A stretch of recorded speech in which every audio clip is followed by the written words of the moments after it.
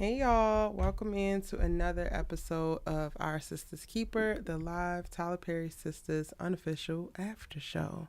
Hosted by your good sis, she let us talk TV with, and the utterly incredible Allie Nick. I am back on screen. It's a blessing because it's been rough, but we here. But we here, we back, baby. Um, So yeah, we're just gonna kind of jump right on into it, y'all. Feel free to drop your ratings for the episode in the comment section down below. On a scale of 1 to 10, what would you rate the episode? And as you guys are coming in and sharing your ratings, Allie and I are just going to chit chat and give an overview of our thoughts. You want to go first, Allie?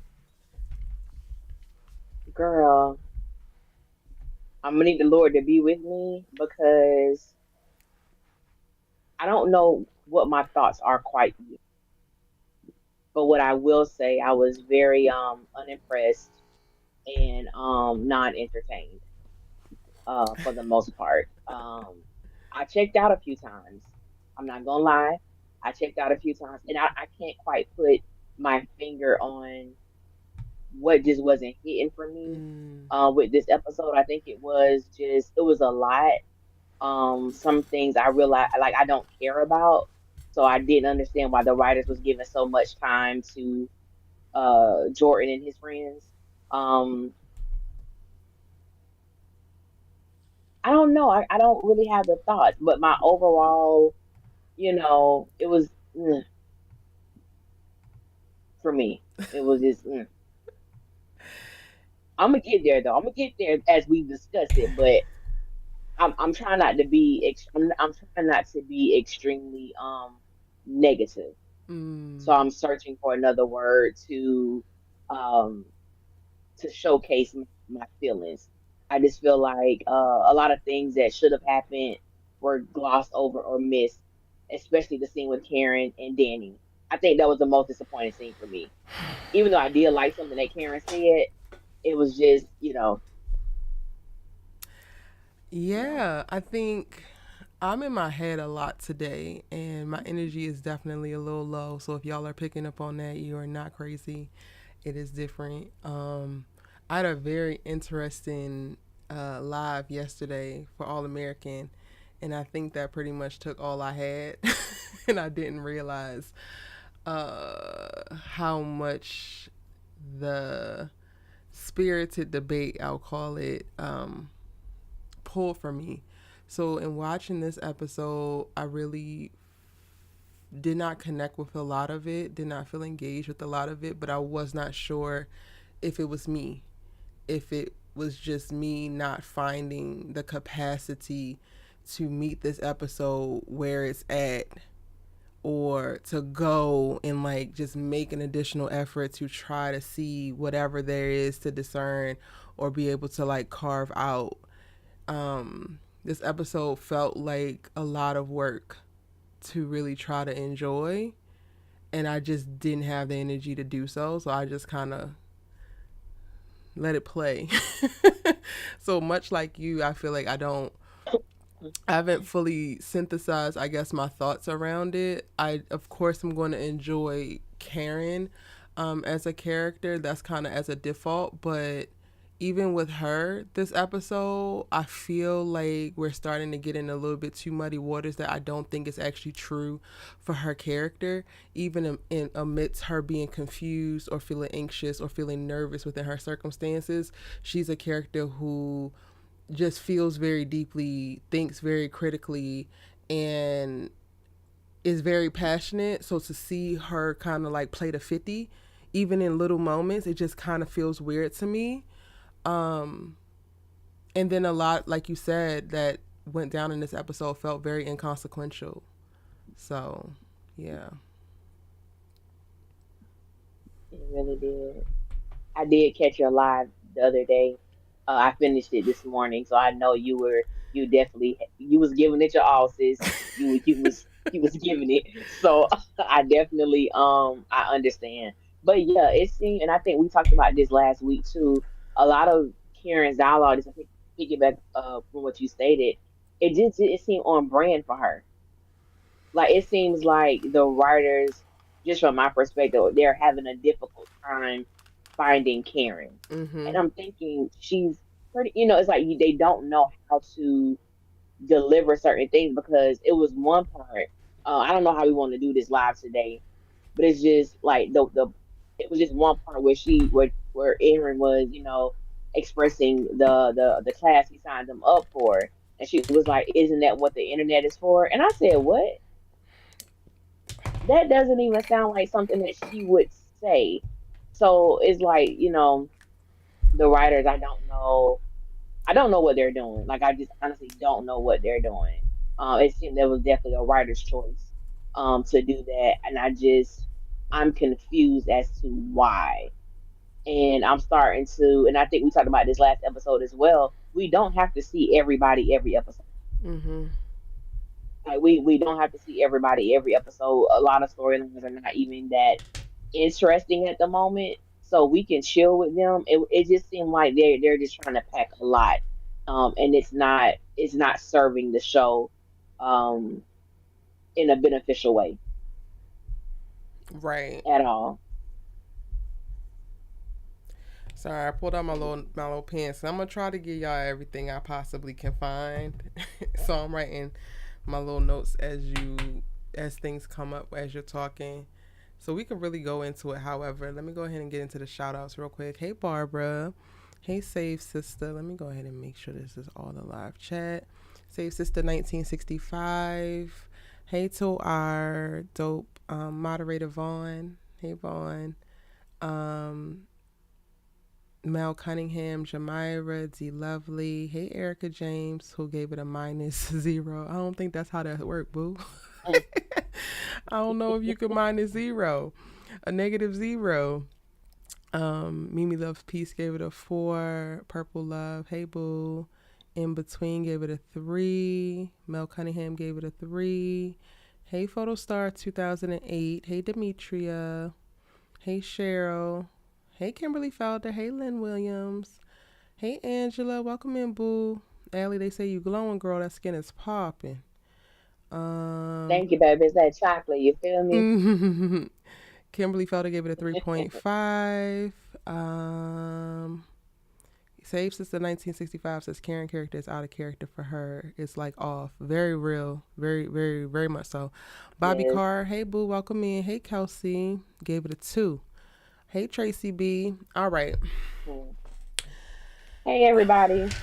Um, I am really open. I'm trying to surrender, honestly, friend. I'm trying to not like overly construct what should feel like I should be doing or should be saying. I really, really thought heavily on like, okay, can I find energy to fake like I'm good? And I'm just like, no, I don't. And I'm gonna get the people the real. So we can really do this episode. However, I'm gonna go off of what comes up. So I'm so glad. I'm so glad that we're like visually on screen together today, because then I could play off of you and like build from, seeing your facial expressions, Yeah. and something that you say really, helps out a lot. Lynn gave it a 0. Tracy B gave it a 1.5. Um, Vaughn gave it a 2. Didn't watch the show tonight. Waited for your review. I'm sorry, I missed the review for last week, but I will have the reviews up for last week and this week. I'm going to prioritize that. Um, so yeah, we can kind of jump into it wherever. I think that the two most notables for me to talk about is definitely Karen, which we already alluded Hmm. to, and then also Fatima. I think if I was to go through and say what were the most meaningful stories or the most meaningful storylines addressed in this episode, it would be those two people. So, hey, DNC Greatness. Hey, I Wall agree. 47. I don't know if we save those for last or we go first with those, but those are the ones I know I have a perspective on. The rest is kind of like a blur for me. And y'all, when in doubt, put Well, your beverage of choice in a nice, pretty glass. It helps. it helps. It helps. I would say let's start there, being Okay. that you definitely have a perspective on it, and I do too. I have like very strong opinions about what was shown tonight with those two characters specifically. So yeah, I would say let's start there. Okay, let's go to Fatima. Um, Okay. I appreciate that by once we got into the conversation, Angela makes a note to like you got to take care of you, but I don't feel like there's enough push in the dialogue or within whatever her support circle is. They're showing it only to be Angela. Meanwhile, she can call Madam whenever the hell she want, and her mama and daddy are very concerned over on Zatima. But meanwhile, when she going through on Sistas, ain't nobody to be goddamn found but Angela.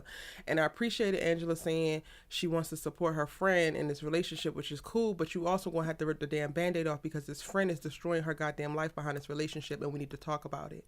And I was really just kind of irritated because this is the meat and potatoes of Fatima's storyline, and we refuse to go there. It's almost like it's a manhole, and you know that there's something trapped under there, and you'll peek under there every now and again, but you won't rip that bitch off and let somebody jump down there so we can go ahead and clear it out, save whoever's down there or whatever.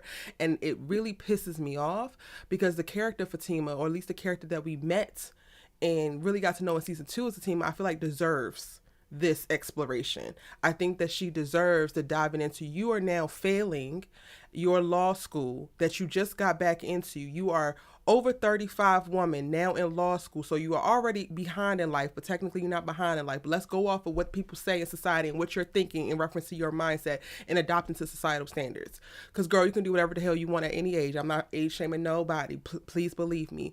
But you are over 35, you're back in law school, you want to make a go at it. You're at a prestigious law school and you get your first grade back and you found out you're failing. Not only are you failing, but your fiance don't give a fuck that you're failing because he looks at life from a very low vibrational state and doesn't understand excellence if it bit his ass in the ass. And then your best Judy, best homegirl and or boss only has tell me the tea but no goddamn advice for you. Meanwhile, she is in the career that you're aspiring to be. And she couldn't even muster up the goddamn words of like, okay, girl, it's time for you to get your shit together. Oh, what class was this? Was this torts? Was this? Like, do you need this books? Like, she's already gone through this before and she gave you absolutely no kind of guidance, absolutely no kind of resources. Just sat there like, oh, it'll be all right, girl, you got this. Well wishes and you got this is not going to save nobody and or give them magna cum laude, summa cum laude, or any kind of excellence in academics. At some point, they're going to have to put the time, effort, and energy into actually learning the goddamn material, and you should goddamn know that. But okay. We decide that this character is now going to prioritize bringing somebody else in. But before we can bring somebody else in to help the child that's not even hers, make sure she not hot. Make sure she ain't wearing no heels above 1 inch. Make sure she ain't young because my man might fuck her. We put all of that out there and then we don't even discuss it. But Tima has feelings about all of it. And we're not even really going to discuss it. Everything is all good. I'm going to keep my damn D. We're going to get an old ass granny maid, nanny girl, and we're going to be good. We're going to be kudela. Huh? Tyler and these writers beefing for Yeah, real. please, please. We share the same sentiment. This episode here truly let me know if there was ever a time for Fatima to leave Zachary Taylor, it was today. Should have been gone, but today truly illuminated the fact that he gives zero cares. Starting off her moment with Andy, when Fatima pulled up that grade, and honestly, when they showed the preview last week, even though in my review I was like Fatima failing, I really thought the girl was gonna have a C. A D, I was honestly shocked about that. And my thing is, you're in law school. A D is unacceptable. I don't care how you try to slice that. It is unacceptable to get a D when you're trying to practice law. And the fact that she is sitting next to Andy, and when she read that the professor said he expected more of her, Andy's response was, "Oh, he's rude. I don't like him." And I said, "What the heck? What is this?" They are the. I'm sorry. They are one of the worst depictions of friendship on this show. Mm-hmm. Andy refuses because you're scared of Fatima, so you choose to kiss her ass in every facet of y'all relationship. No, Fatima. Your professor is right, sis. That's unacceptable. You're trying to be a lawyer. I know you better than that. What's going on with you? And it's like any time that Andy's just a horrible friend. I don't even understand that dynamic anymore. Andy is a horrible friend. And then when Fatima was given the reasons why, she said Karen and the twins, Zach and Michael. And my thinking is, what does Karen and the twins got to do with you failing? Absolutely nothing. How did she end up in this conversation yet again with you and Andy? That's her life. She didn't make you That you just research found out about till a 3 week o'clock in the ago morning at about her Max. pregnancy. You found out about this goddamn twin ship Okay. a week ago, Max. But now Karen and the twins is part of the reason why your ass is failing. Not Zach effing your brains out, not giving you no damn rest and or peace, and then going ahead and collecting a child, getting full custody of a child that he ain't ready to take damn care of. Not the goofy ass boss that got you running around here doing all types of silly work to put her life back together and run up on Gary with knives and whatnots. Ma'am. Okay. Okay. I was waiting for her to say, I was waiting for Fatima to say, and not to mention this stuff with you and Gary. So it's amazing how Andy and Zach are consuming your time, yet Andy wasn't included in the reason why you got a D on this in your class. So I thought that was interesting.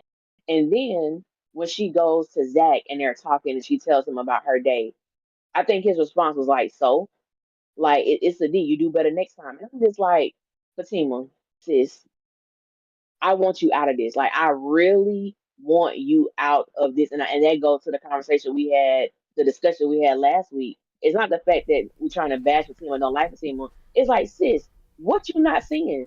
What is Zach doing that is so great that's keeping you there? The fact that this brother said he saved bathing Michael for you. Zach is not working. Zach is not doing anything. There is no reason why that baby shouldn't be bathed, fed, and put to sleep by the time you get home. But the fact that he said he saved it for you, are you kidding me? I said this is Weaponized a incompetence mess. at Like its I don't even know what finest. to say about that. Yes, yes, absolutely. Oh, and then we going back to the whole sex thing. Well, that be knocking me out. You know what? I was telling my mom this. I was watching. I'm on this girlfriend kick again. And there was a scene where, excuse me, where Maya was talking to Lynn, and Lynn said, she was like, "Do you think I'm a joke?" And Maya said, "Yes, you're a joke that's no longer funny." And that's how I view Zach. You are a joke that is no longer funny. Those antics are no longer funny. Those sex jokes, where it's sick, and like there is nothing deeper. There's no depth to the character. It's like the stuff that we've been shown. Okay, we've seen it for the past 7 seasons. Enough. Can we please get to the deepness of it all? Even taking what you said, going to Fatima and Angela, I felt that that was a missed opportunity. Even when she told her, Fatima, baby girl, you gotta basically you gotta take care of yourself. Like, Zach is cool and all, but what about you? Oh, a nanny, as if that's the end all be all to Fatima's issues. It's not. It's deeper than that. You have completely lost yourself in this relationship. You are taking care of this man's child. You are negating your health. You are negating your education. You are negating your dreams. What's going on with you? Like that was a real moment that was just incredibly wasted. It really was. And as you stated, that is the meat and potatoes of Fatima's storyline. And it was rushed. It was like, well, we just gonna not even touch on it. We just gonna bring it up and acknowledge it. Excuse me, but we're not gonna do anything to. There is no corrective measure to do anything to make Fatima really look within and really find the strength to say, you know what the hell am I doing? Or Like even if having she those doesn't do those that, right? conversations. Because even if you don't have the character do the right thing, then have them have passion or some type of like clear dedication to the wrong thing. So many of these characters are floating in the goddamn middle, just kind of like haphazardly bumping into the worst shit of their damn lives. And it's like, if you're choosing to really be in this, then go after it full force. You all big and bad pulling knives out on people talking about you gonna bust this chest when she dropped the baby and you gonna slap Pam over here. Then say it with your full chest that Zach matters more than law school. Say it with your chest that you really Mm, believe that this is your last chance at love, so you refuse to let it go and you're gonna have to figure out how to make this work. Say that with your chest, because you're running around here saying a bunch of other under your breath. You clapping back at this person, you clapping back at that person, and then meanwhile you like a little scared ass girl when it gets real for you. And that's the part that I can't really respect. Shout out to Journey with Cece says, it's crazy because I know a real life Zach and Fatima relationship and it's so sad. And it's wild because I actually have a friend that I just told to watch the show because I felt like she just entered into a relationship that is just like this. And Wow. it's helping me, I think. Well, maybe not really.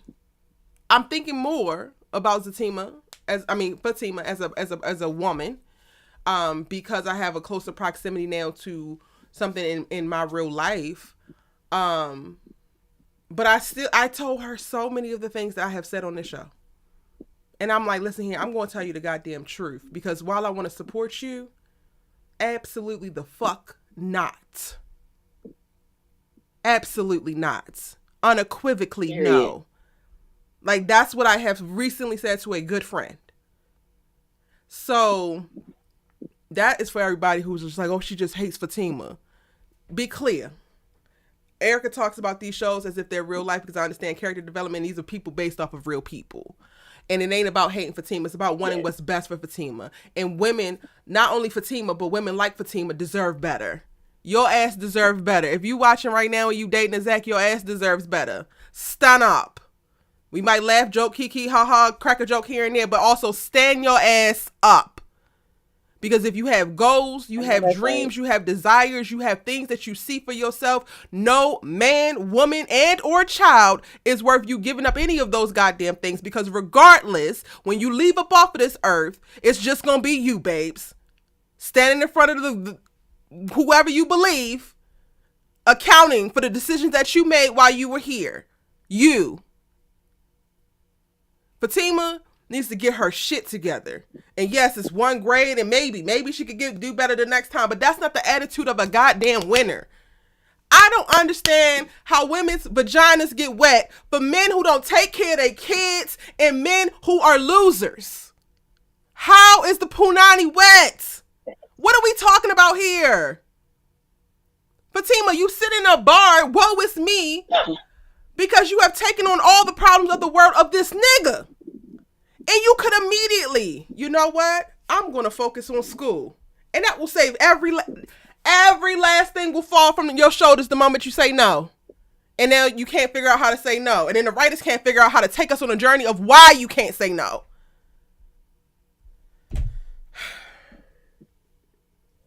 Those are facts. Those are, and I thought it was so funny the fact that she called Gary an F boy, and I'm like, you with one too.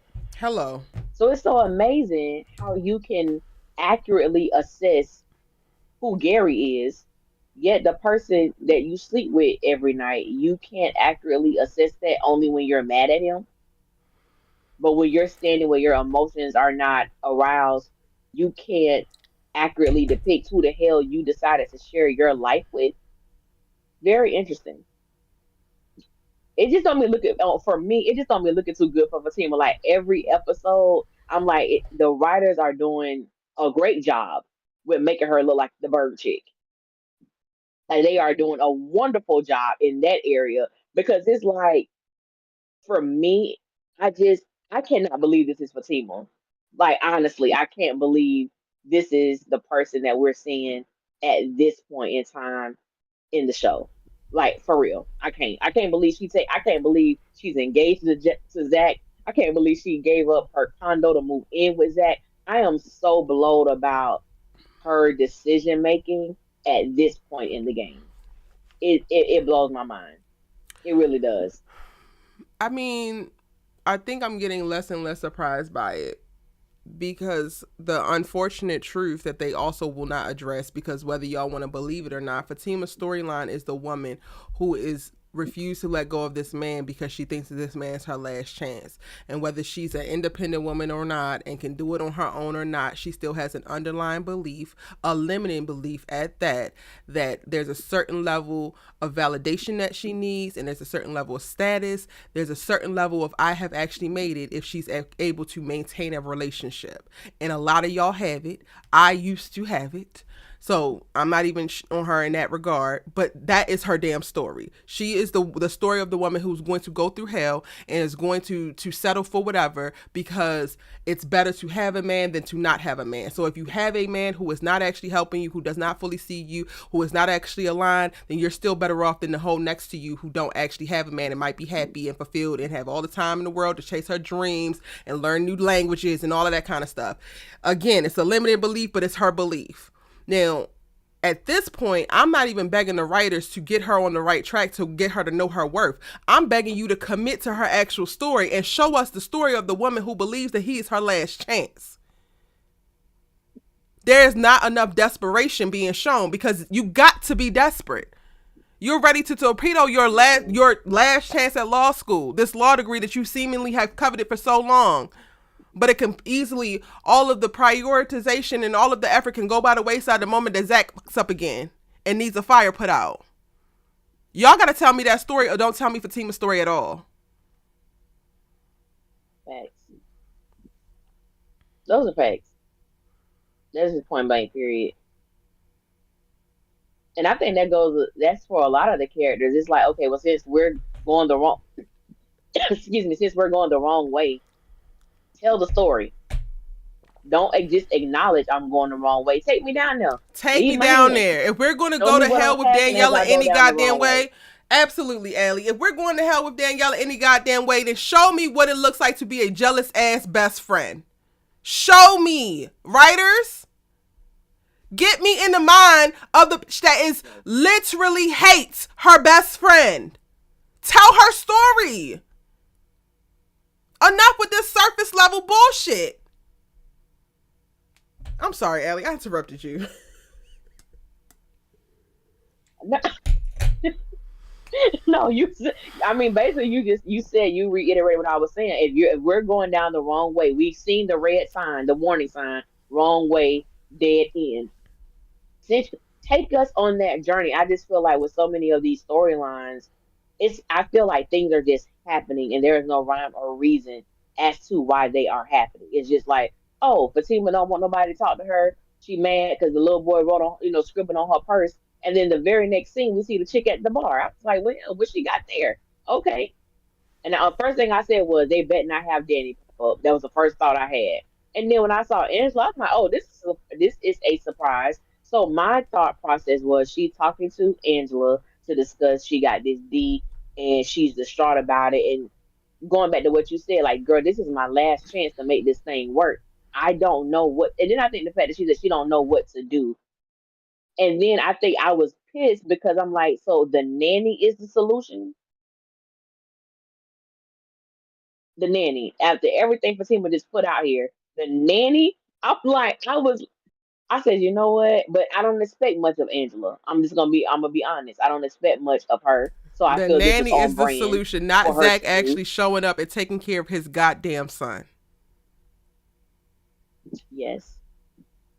Yeah. For Angela to The know so old much, nanny, okay? Angela Because didn't be say, well, girl, clear, what? because we still got to work around another Yes, one the of Zach's old nanny. shortcomings. Because if Yeah. she's too young and too fine, Zach gon' fuck her. Right. Yeah. I really But hate make it here. sure, you know what I'm saying? Yeah, yeah. So that's where we at. That's where we at with that. I just and even though her and Andy scene was very short, I think I've never been an advocate. Like, I understand that they're supposed to be friends, but it was in this moment I felt like, Andy, you're just scared of Fatima. So regardless of what's said, regardless of what Fatima does, it doesn't matter because you have this innate fear of this woman. You're gonna always make it seem like whatever she does, that it's okay. Oh, girl, you got this. You're Betty, and I'm just like, Andy, shut the hell up. Like, I've always wanted to punch Andy in her throat, but tonight I want to give her a two piece. Like, she deserved both sides of her neck to be punched. Because I'm just like, if this was Sabrina, if Sabrina failed, like she was trying to become a manager, and there was a test she had to take, and she failed it, I don't believe that Andy's response would have been that way. Mmm. I just don't. I just do not. Where if it was Karen, her response wouldn't have been that way. Even if it was Danny, her response would not have been that way. It wouldn't have been, oh well, girl. I mean, well, your manager is right. I mean, you want this position, right, girl? Get on it. So why you ain't do that to Fatima? Why you let her slide, girl? You could do this with your eyes closed. Obviously, she can't. She can't do them the things with her damn eyes open.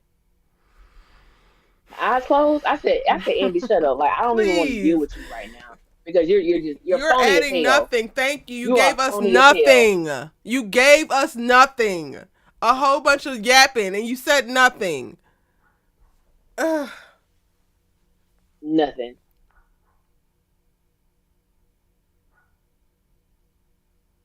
I think. Was that LaJessica, all we for love you Fatima? too, honey. We love you too. LaJessica said the writing is all over the place. I can't follow on the show anymore, but I love you all.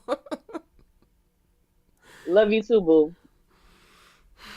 And trust me, I feel you, La Jessica, baby. I feel you so much because I don't know what's going on no more.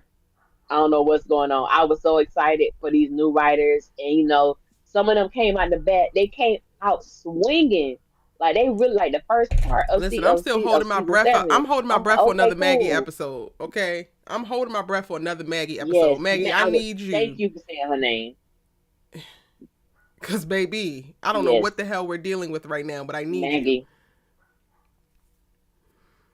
desperately. Somebody asked, "Is We Fatima need you pregnant?" desperately. Erica is of the camp that she is not pregnant.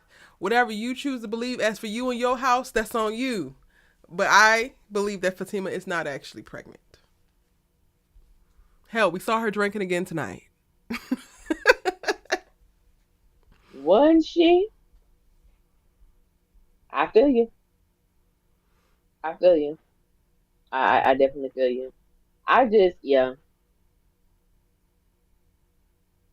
I will say this, and tell me if you had this thought. When Michael wrote on a scribble on Fatima's purse, and she got, she was puffing and huffing, which I understand. A $5,000 purse, the baby scribbled on it, it's gonna cause you to have an emotion. But you know what it made me think about though? It made me think about Heather. That she was, because it appears that Zach just let this boy do what he want to do. So I Mm. thought about Zach having Michael. Does it cause him to have any type of compassion that Heather was doing this on her own? Hell no. When you got her to, which I Hell know, no. I know Zach is not even thinking that way. Like I know he's not thinking that way, but that's what it made me think. Like the two of y'all are having difficulty with this child, and it was just Heather doing it on her own. I mean, she wasn't the best mother in the world. I'm not saying that, but it's like now that you're doing it, now you understand the difficulty of raising a special needs child, and it's two of you in the And she household. clocked it. She talked about getting him his medicine, doing this and doing that. Zach, for the life of me, like he suffers so terribly from his malehood, and I said it, and every man who hears it, you can argue with your goddamn mama about it because I can said it. And when I say struggles with with this disease that is his malehood, it's y'all's lack of empathy. Zach has a deficit, a problem. He's deficient completely in any kind of empathy, and he cannot for the life of him fathom fully seeing and being self-aware of himself and then seeing something very similar and then being able to equate and relate. He is up here and everybody else is down here, regardless of whatever he decides to do or does not decide to do, regardless of what he does know or do not know, regardless of how poorly he behaves or how good he behaves. He will never be able to fully actualize seeing himself as somebody else because he really believes himself to be some type of walking God. Meanwhile, he is raggedy as fuck. It's truly mind boggling Exactly. because you hit the nail on the head. A normal person with any type of normal capacity for any type of empathy, sympathy, whatever, whichever one you want to pull from, will be able to look at this and be like, look at this. Two seemingly middle class, well adjusted people in a relationship are struggling to manage this one child, and you had this uneducated, lower class for all purposes in reference to what Tyler actually presented woman trying to do it by herself, did it by herself for 3 damn years, and you didn't had this boy for 3 months. And Fatima already failing out of law school. Oh, all right. Hmm.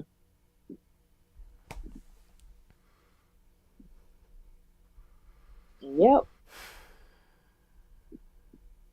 And now that I think about it, every time I see Zach with Michael, Michael is playing with toys. Michael is coloring.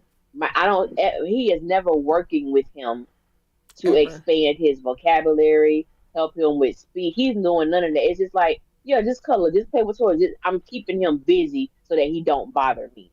Like that's really what I get. Like you're not a parent. Hell, you should be the damn nanny.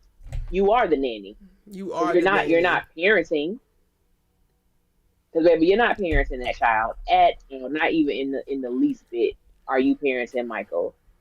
And you hear Fatima, which means you gonna go ahead and do his bath tonight. But again, weaponized incompetence comes because you want to bathe the damn baby in Dawn dish soap. I only did that one time. Only did that one time, yo. I said, baby, I'm sorry, what? What possessed you? What possessed you to clean this? I said, you know what, Fatima, I just Immediately why are you there, sis? no. Unequivocally no. Why are Fatima, you there? get your purse, the little Picasso just colored on, and take your ass to your mama's house. That's what you need to do.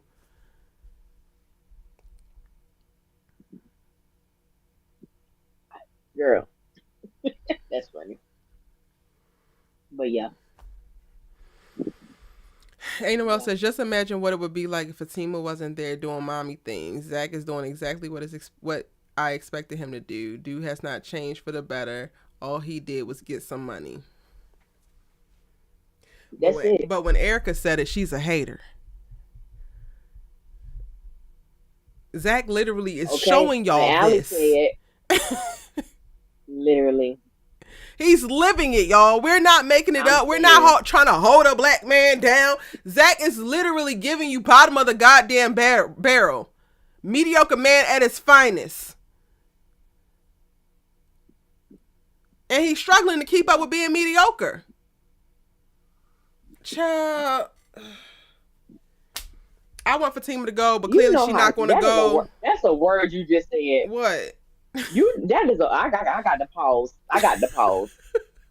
Do you know how diabolical it is that someone is struggling to be mediocre? That Zach is having a difficult time being mediocre? Because that's where he's at. And I know I know they come for you, Erica, when you get on Zach. They come for me when I get on the y'all just don't want he can't do nothing. He does nothing, ma'am. That's the point. He does nothing. Everything that Zach touch turns into pure crap. He messes up somebody's life. He messes up their event. He messes up their job. And Everything does it Zach with so does, much he arrogance and messes entitlement. it up. Not a stitch of remorse in his Yes, heart. Went in there, tore up the whole goddamn steam plant, blamed Karen for some shit that she didn't actually do, went over to her salon to apologize, and then when she didn't immediately accept his apology, you know you Dr. Jekyll, Mr. Hyde. Get your nutty ass up out of this goddamn salon. How about that? that's exactly what he said. That's exactly what he said. I assaulted you. I assaulted your dude. I destroyed this restaurant, Knowing and you're now I pregnant, come to I give you this assaulted sorry you. step ass apology. And you're pregnant. I assaulted a pregnant woman, and I come and give you this step sorry ass apology, and I'm appalled that you don't accept it. And when I do, I call you names. This is Zach. This is Zach has changed so much. No the hell. No the hell. He has He's not. not. As Noel said, he only got money. That's it. And it gave him an opportunity To be to more of who be the a hell bigger he asshole. is. Money does not Yes, change you. It gives you permission to be more of your motherfucking self. exactly. Exactly. Yeah. Are we done talking about Zach? I feel like I had something come up Yeah, I specifically think I'm as going. compared to Aaron, but we can go there once we get to, I guess, Karen, and then have to double back to him. Sherry Okay. says, so what money does Zach give Gary that he can't get back? While he was on his come up, he was trying to diversify, and Jake, who is now Bryce, took some money to go ahead and invest in Gary's hedge fund, and now that money is gone. Yeah.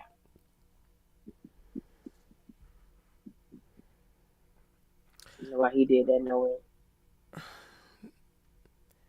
I just, I want Aaron to have so much more screen time. I swear to God, I need it. Like, I don't know what y'all got to do for, what's his real name? Is his real name Kevin? Kevin. I don't know what y'all got to do for Kevin, but give him whatever the fuck he wants. Because I need to at Please. least be able to ground this series out with some stable, well-adjusted, healthy person. Specifically of the male variety, please. Because every last Yes. one of these niggas on this Desperately. show, I have had it here. I have had it with every last one of these penis toting motherfuckers. I don't know where you want to go from I'm there, with you. Allie, but No, Aaron is necessary. He's necessary. And it's interesting to me that because this man is such a necessary character, how they are choosing to have Karen respond to him I at this hate it moment in here, Allie. time. I really hate it so Because bad. I'm like, sis, you my dog and everything, but you gonna get off you gonna stop treating Aaron that way. Now I will have smoke for Karen when it comes to the way that she's treating this man, or the fact that she's like tolerating him. Um, Me and her gonna have a problem. You still my Karen is sis and I love you, stressing but me out. Unlike how Andy did Fatima, oh baby girl, you get nah, Karen. You acting a little like an ass toward this man, and he's the father of one of your children. That's the part I don't get, and I'm not saying that, and I do understand the fact that people, want us to give Karen grace, and I do I'm trying to give her hold grace in the tight sense to it's a it. lot to, I'm trying to hold on to it, yeah, Ellie, because people got in our asses yeah, 2 weeks ago, and yeah, they was like, "But y'all gotta understand." And I'm like, you know what? Y'all right. Y'all right. yeah, But she's trying it. She's yeah, pushing it now. She's pushing it. And I'm yeah, not saying you gotta hold out yeah, your hand and oh, thank you so much, sir, for giving me the kindness that you. I'm not saying any of that, but put some respect on this name and give respect where it's damn due because you've given respect where it's not damn due, and look what that got you. What, since none of these goddamn sisters are gonna say it, I'ma say it. You ain't gotta bump uglies with this nigga. You don't actually have to be with this nigga, but you are gonna respect this nigga because he respects you. He literally gives you everything that you deserve, regardless of what you're going through, regardless of how you feeling, regardless of how you goddamn respond, as he should, as a real man should. You do not get to continue to drag your nuts across his forehead. Get it together. Take that goddamn prenatal. mm, Drink you some water. Are you hungry? Do you need your feet rubbed and get your shit together, Karen? Because I'm getting sick and tired. This nigga coming here with the double stroke. Like, well, that's the next episode. He coming in here with all these damn gifts and stuff. Yes, you've kept it quiet. Cool, cool, cool. Figure out how to play it off. Any energy that you got that's negative or a little bit wishy-washy or a little bit of anxiety induced or a little bit of nervousness, you better give it to every goddamn body else around you except for Aaron. When Aaron come around, bitch, you better tighten up. Tighten up, Karen. Because I'm not playing with your ass, girl. This is not right. You're picking it up for all of us. At this point, he's the only one bringing positivity and happiness towards you in this way in your time of goddamn need, and you want to go ahead and shit on it. Bitch, this is your only glimpse right now of peace. You should be sending bombs over to that goofy ass duplex. And I'm letting your ass slide because you're being nice when that nigga calls and says some dumb shit like he want half a belly. I ain't on your ass about that, so you damn sure okay, ain't gonna keep side eyeing Aaron when he walked through this goddamn door. Okay? And I wouldn't be surprised if some of his money is all up in this goddamn salon and you don't know about it. Tighten your ass up, Karen, because I'm not playing. fact. I feel you, sis. I feel you. I feel Karen is all making of me that so mad, because when he was Ellie. like, I was his. I was like when he was like, oh, I bought gifts. She was like, why? Why? Why? Why? Maybe because you're You have pregnant with yet to his even get a child. cough drop from Zach. Zach ain't gave you a prenatal. Zach ain't bought you no guy. Well, he actually bought you food one time. And you looking at this boy talking about why he Yeah. bought Karen. Karen. Yeah. It's like she becomes a whole different person when Aaron walks in. And I'm like, no, be that same person you was with Zach. Because this nigga actually deserves it. Yes. Yeah. And I think the reality is like I do understand that she did not want because some people felt like she was being wrong, she was being rude or whatever for telling Aaron that she did not want to have a child with him. And I understood that because she I really understood it didn't know him 100%. very long. I understand. I understood. But now that we're here and we know that one of these children belongs to him, he's the biological father. That's just a concept, baby girl, that you're going to have to embrace because it's not going to change. And being that, even if you're and I feel like even if Karen is still struggling with that concept, when he comes around, when he's bringing you things for the child or talking to her about, I want us to go to a parenting class, I want us to do this, I want us to do that. Even so, that doesn't excite you, even if I'm struggling with, dang, he really is the dad. You know what, Aaron? This is really hard. And it goes back to what we talked about earlier. Have the Tell the conversation. story, No, she yes. didn't want him to be the dad, but he is the dad. And so let her express, like, this is difficult for me because I was not expecting this. I'm having a hard time with this because we really don't know each other the way that I would want us to. And we're bringing a child into this world. This is like, Aaron, I'm scared, I'm nervous, whatever it is. Because at this point, you hiding your feelings from him is not going to do anything but make co-parenting extremely difficult. Just be honest about where you are with it. You didn't want anybody to know. You hadn't told anybody. I get that. But it's like, why did you bring them? When she asked him, why did you bring them here? You want him to pop up at your house?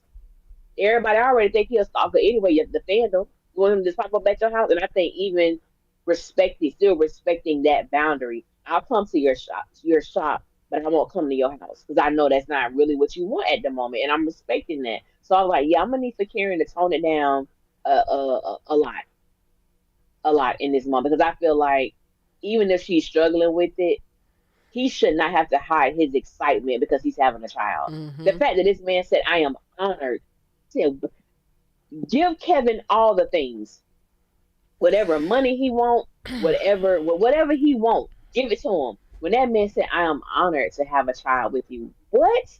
He's in love with this woman still. Literally, he's in love with her, and I'm just like, Karen, come on, baby, come on, boo. And And I specifically of cannot like, have them drag this out. period. Specifically with the like, he shouldn't have to hide it. That's period. Like, in general, he shouldn't have to hide it. But within a scope of what we've already seen, he shouldn't have to hide how happy he is about this pregnancy because you're not making Zach hide it. And I'm gonna say this and Facts. just make this very clear. I'm gonna address Erica James, and then I'm gonna have to just because after yesterday's live, I cannot do the disingenuous arguments about points that were never made. I cannot do the back and forth, and I'm not going to do it today. I'm just not. I don't have the capacity for it. I specifically started my rant specifically about Erin, saying that she does not have to romantically be with him. She does not have to want to be with him. She does not have to bump uglies with him. But she should respect him as he is respecting her, especially when she is finding grace, understanding, and respect for Zachary, who at every chance that he gets shows her his ass to kiss and or disrespect. That is what I'm saying. Do not say that I am saying something that I did not say. Please do not spam the comment section with the same regurgitated argument against points that were never made. Maybe next week I will have the capacity to handle that with a little bit more grace and patience. But after yesterday's live, I do not have it. That is about as honest and as real as I could possibly be.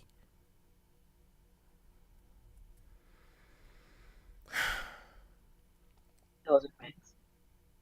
Even going back to was I think it's a child you so message. She said, "Wait, so y'all team Aaron, where his other kids at?" He doesn't have any other kids. One, he Those doesn't have were any other his biological kids because he has children. other kids. He has other kids. He doesn't have other biological kids. and an agreement to He doesn't get have her biological. goofy ass racist family off of Karen's ass after Karen had to pop to and the brother. The agreement was he signed over custody to the girl's mother, who has now made it so that he is not even able to speak to them and they don't even want to speak to him, which he addressed with Zachary Taylor last episode, which is adding even more to the buildup on Aaron's end, because Aaron is a person too, whether y'all believe him to be a lot or not, which is wild to me because yes, Aaron is a lot, but what the fuck is Zach? But this man has already lost children that weren't biologically his. Who knows why he hasn't had other kids based off of whatever his lived experience was, but he actually wants them. So coming into this and being able to have one of these children, even though he has accepted both of these children from the very moment that he learned of their actual inception, conception, whatever, this is a lot for him. And he has yet to step out of line. He is literally moving within the boundaries that Karen actually set. And she keeps meeting him with animosity, not necessarily outright and direct, but she's meeting him with a very subtle undertone of animosity that actually makes no sense. When Zachary interrupted your goddamn grand opening, when Zachary made you get a goddamn paternity test and that was invasive and put your pregnancy at risk. When Zachary keeps bringing his goddamn goofy ass failing ass law student of a fiance around, knowing it's gonna piss you off. But Aaron is also pissing you off to the same level or more by walking in with baby stuff? No, that don't actually make sense. Especially for a character like Karen, who I believe makes sense most of the time, even when she's emotional.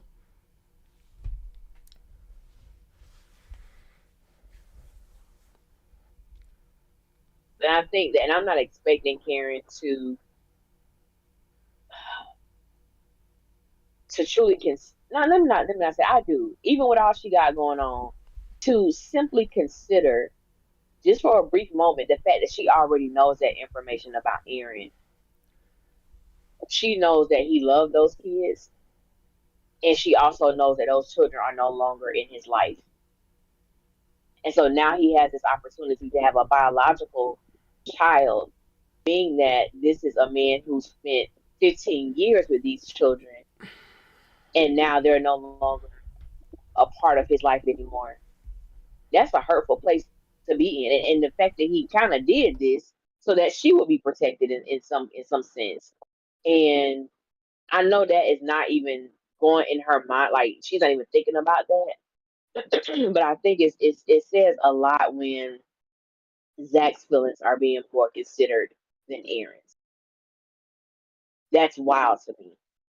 Like, I'm so glad that you said that, That's Allie. really I want to wild to me. pause here because it's less about and shout out to Child You So Messy for saying, are y'all team Karen? I mean team Aaron. Because that is like, while I do believe myself to be team Aaron, it's also not about that.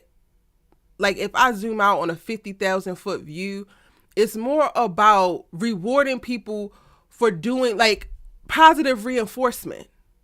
Like, Zach gets positive reinforcement for negative ass actions, but we don't give positive reinforcement to Aaron for doing things that you actually want because he's not the one that you want to do it. I'm sorry, I didn't know that's how the fucking world works, because it's not. Mm. And if I am any type of mature, well-adjusted, healthy woman, as I believe myself to be, who I also believe Karen to be, I would understand this behavior a little bit more if it was from Daniela. I ain't even gonna hold you. But I believe Karen to be at a certain place to be able to discern certain things. So yes, I'm calling bullshit on her not being able to find some level of maturity in reference to communication, specifically with Aaron. And I highlighted Angela's comment, and she said the fear of happiness can be difficult for some. And I agree with that. But this brings me back to what I initially said at the start of this live. Too many of these characters are playing the 50. Allie pointed out how these writers are finding a hard time actually finding Karen's voice. And I think subsequently, she is now playing the 50. Because if you're going to have her be the woman who is actually has a fear of happiness, then show me that. Tell me that story. I 100% believe that she has these big ass walls up as it pertains to Aaron for a very real reason that I actually understands. I believe that she thinks that if she was even able to give Aaron 80% of what she gave Zach, she believes that Aaron could destroy her 300 times more than Zach did. And that's scary as fuck. But that's not the story that these writers are Yeah. telling. And that's my problem. You got her floating in the middle, being weird, and then rewarding Zach and not actually holding Zach accountable, because we're also placating to a goofy ass audience that makes it seem like this girl was just the most evil demon of the West. Like, no, no, none of this feels authentic, and it's not okay. No. And that wasn't to anybody specifically. I just got a lot of sass in me today because I feel just so so frustrated with a lot of shit right now, whether in these fictitious worlds or in our real one. Well, I think that was on brand. I think it was honest because sadly, and just to even touch on, Wait, what I was on watch brand? All American, but I'm not what you just said Oh, as okay. far as as a whole, how the one who does the goofy shit is the one that's celebrated. And the one that's upstanding, they're the ones that get dragged all the damn, and people just have such a difficult time finding the good, even though that's all they display.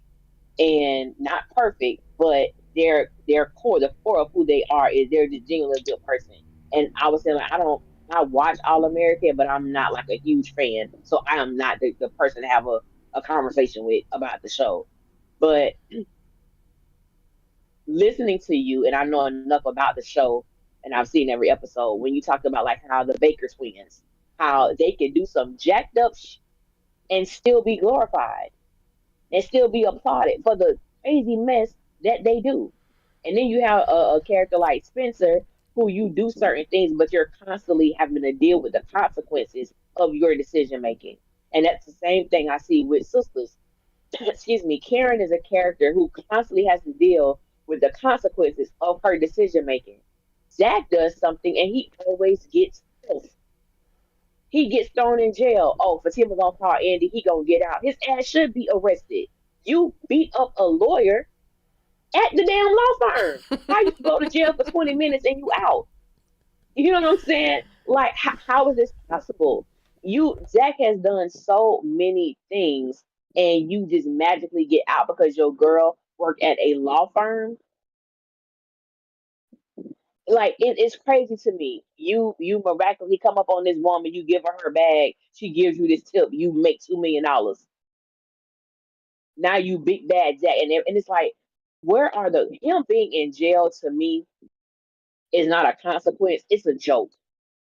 Like it's an absolute joke when Zach goes to jail. It's an absolute joke when Fatima went to jail and they in the damn room together.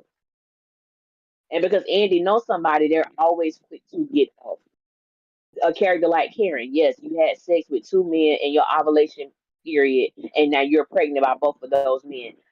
Immediate consequence to the decision that you made. You're having to live that out. And so, for the life of me, when I look at the fandom as a whole, have such a difficult time finding any goodness in Karen. It's always her fault for doing something. Yet, you can look at Zach and Fatima, who constantly do savagery shit. And it's like, oh, well, since Fatima did it, that's what I called in my last video. Like, if you're going to call Karen a liar, call Fatima a liar too. If you're going to call Karen obsessed, call Fatima obsessed too. If anything, she's showing us obsessed because she's researching for hours about Karen's pregnant condition. While That's she's failing obsession to law me. school, So if you're going to do it to one, you do it while researching she's her failing. conditions for hours while you're failing law school. You ain't been to sleep because you are on Google looking up another woman's womb and you're failing law school. Over 35. Right.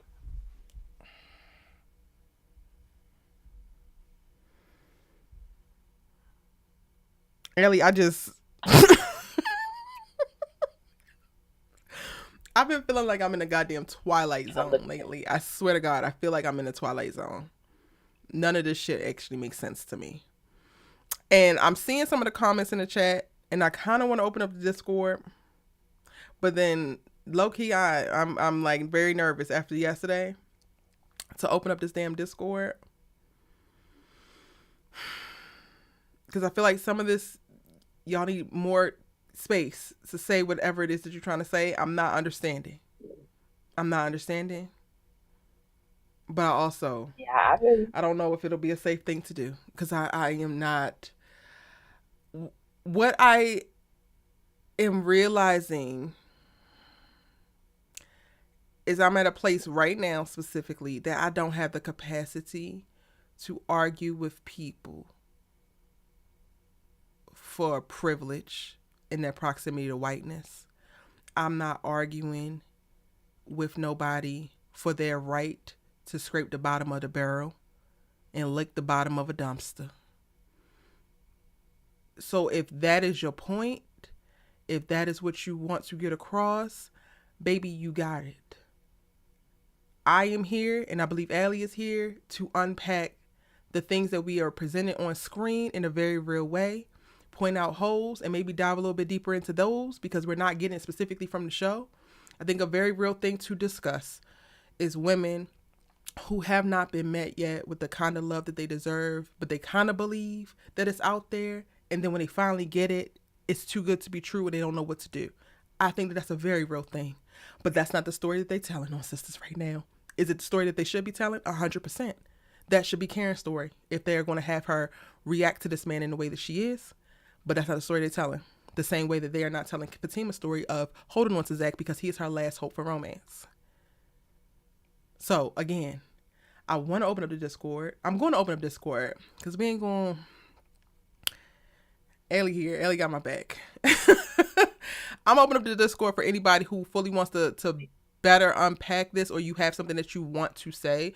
Join the live chat waiting room, and I'll pull you in to discuss with Ellie and I. But I was just looking at some of the comments. You see what I'm saying? What I'm seeing, Ellie? Yeah, yeah, I see him. It's like a lot coming up, and I also don't understand fully from just what the one lines that they're saying.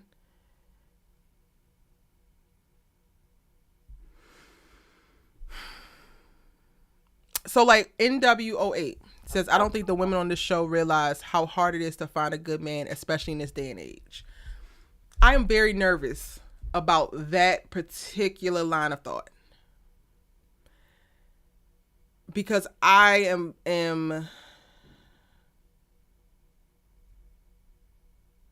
navigating what I feel like our cultural attachment to situating finding a good man as an accomplishment. I understand the value in it. I understand finding a man who is equally yoked with you, who is a great partner, who is your actual fit. I understand the value that comes with it, but I'm struggling with, specifically within Black culture, how we have positioned finding a good man, which is very subjective. Very subjective in our culture. Why does this thing? I don't know how to turn off this AI, and it pisses me off so bad. I think that it's less about these women needing to understand or have a certain level of fear attached to, like, it's hard to find a good man. I don't want Karen to throw herself into the arms of Aaron because, child, it's hard to find a good Aaron.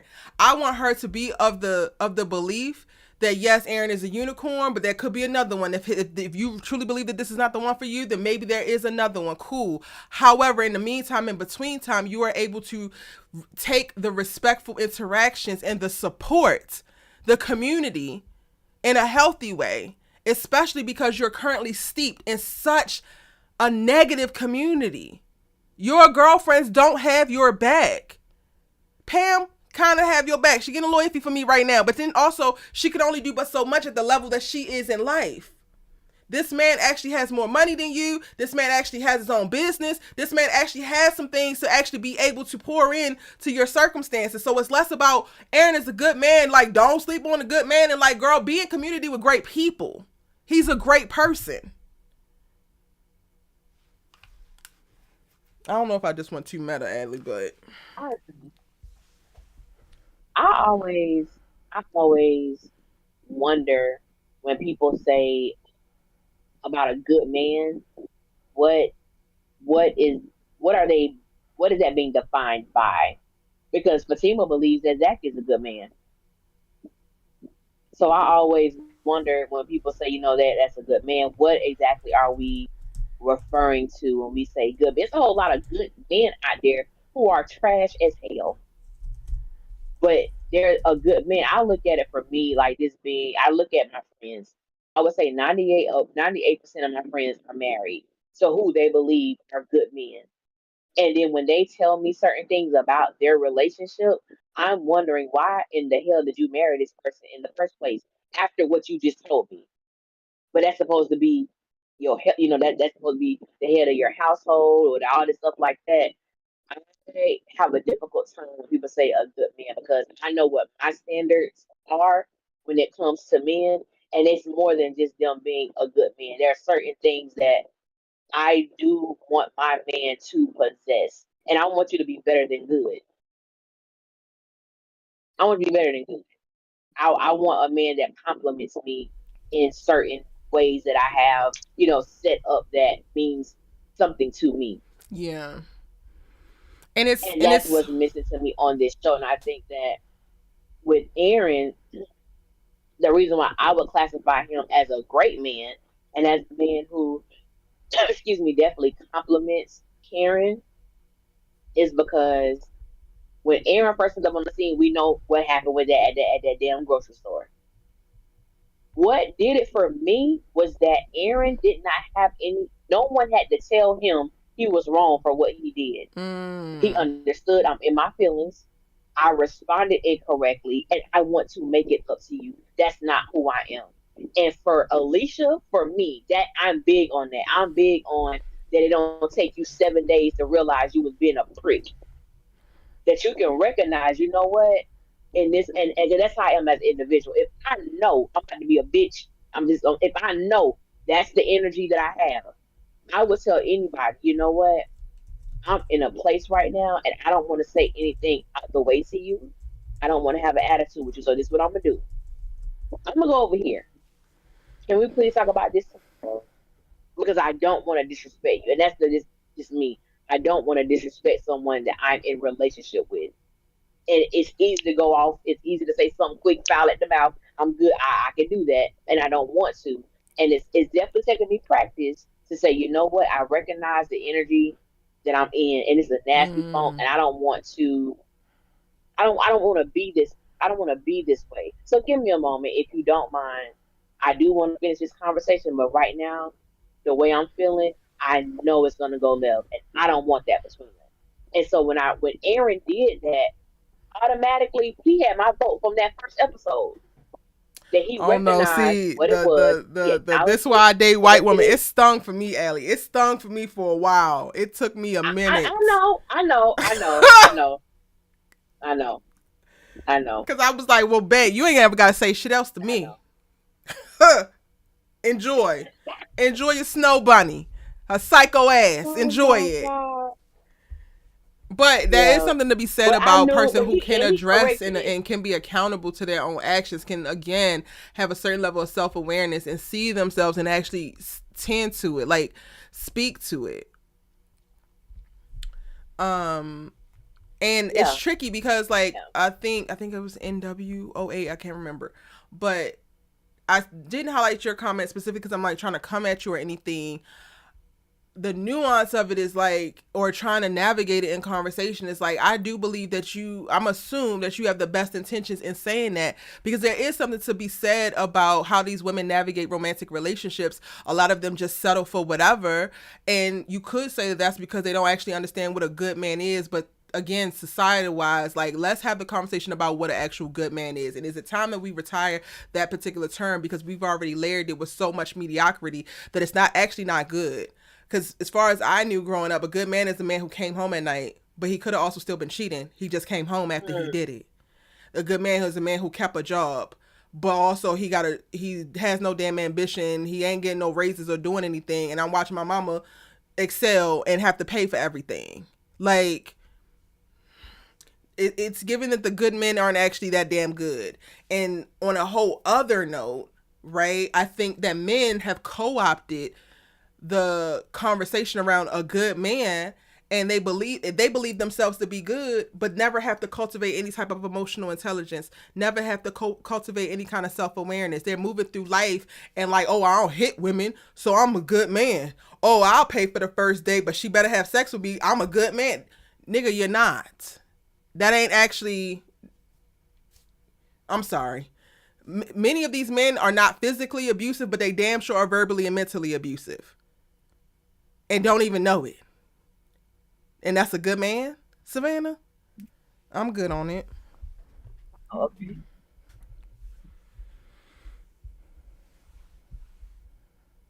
I'm definitely good on it because I just I I think that with the character of, like, I'm gonna use Zach for example. Like I said, Fatima believes that Zach is a good man, and look at the things to me that Zach displays on this show. It really shows that if you are aesthetically pleasing, you got a nice body, and you can lay pipe, that a woman, and this is sad, but it's the reality. Aesthetically pleasing, nice body, you can lay pipe. A woman is more inclined to deal with your bullshit than if you did not possess those things. And I think that is a conversation worth having. If a man is making you feel marvelous in bed, girl, he look good, he got a little bit of money, I'm willing to overlook the things that are just right there in my face. The things that Zach has done to Fatima specifically, I don't know the story as to why she stayed there. But it goes back to what you said. We know because we remember that conversation that her and Andy had with that woman. And she was crying because she felt like, this is my last chance.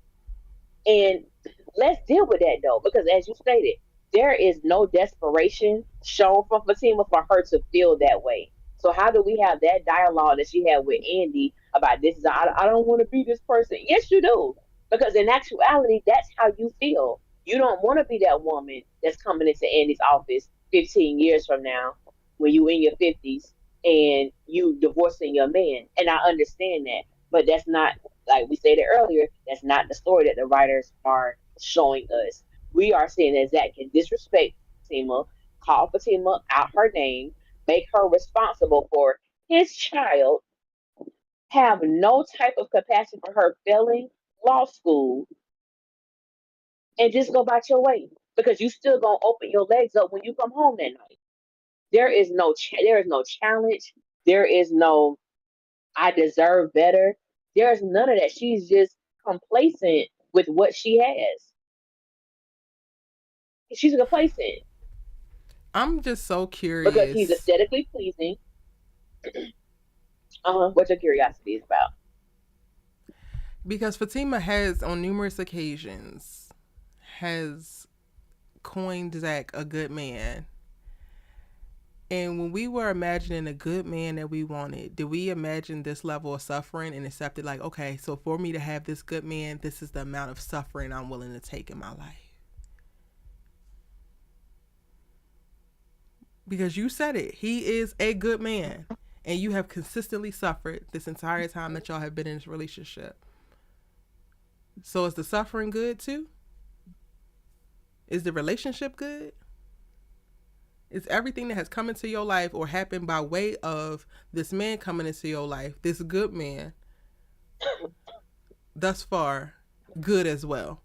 Because how can he be such a good man if everything that he has come with have not seemed, subjectively, I guess, that damn good? Yeah, I'm trying to understand. Like, is Fatima one of those people that believe her lies? You know how you people lie so much until they start believing the things that they've said. Because I think about the conversation she's had with Andy concerning Zach, and she'll tell Andy like, me and Zach had to do the work, and me and Zach had to do X, Y, and Z, and I'm like, that is not true. But it sounds good. It sounds better than telling Andy all the bull crap you going through that you suffering at home. So you make it as if you and Zach are this superpower couple, and that's really not who y'all are. It's very mediocre. Y'all struggling to maintain y'all mediocrity as a couple. That was such a powerful thing you said. They are struggling to stay mediocre. I mean that and that is the truth.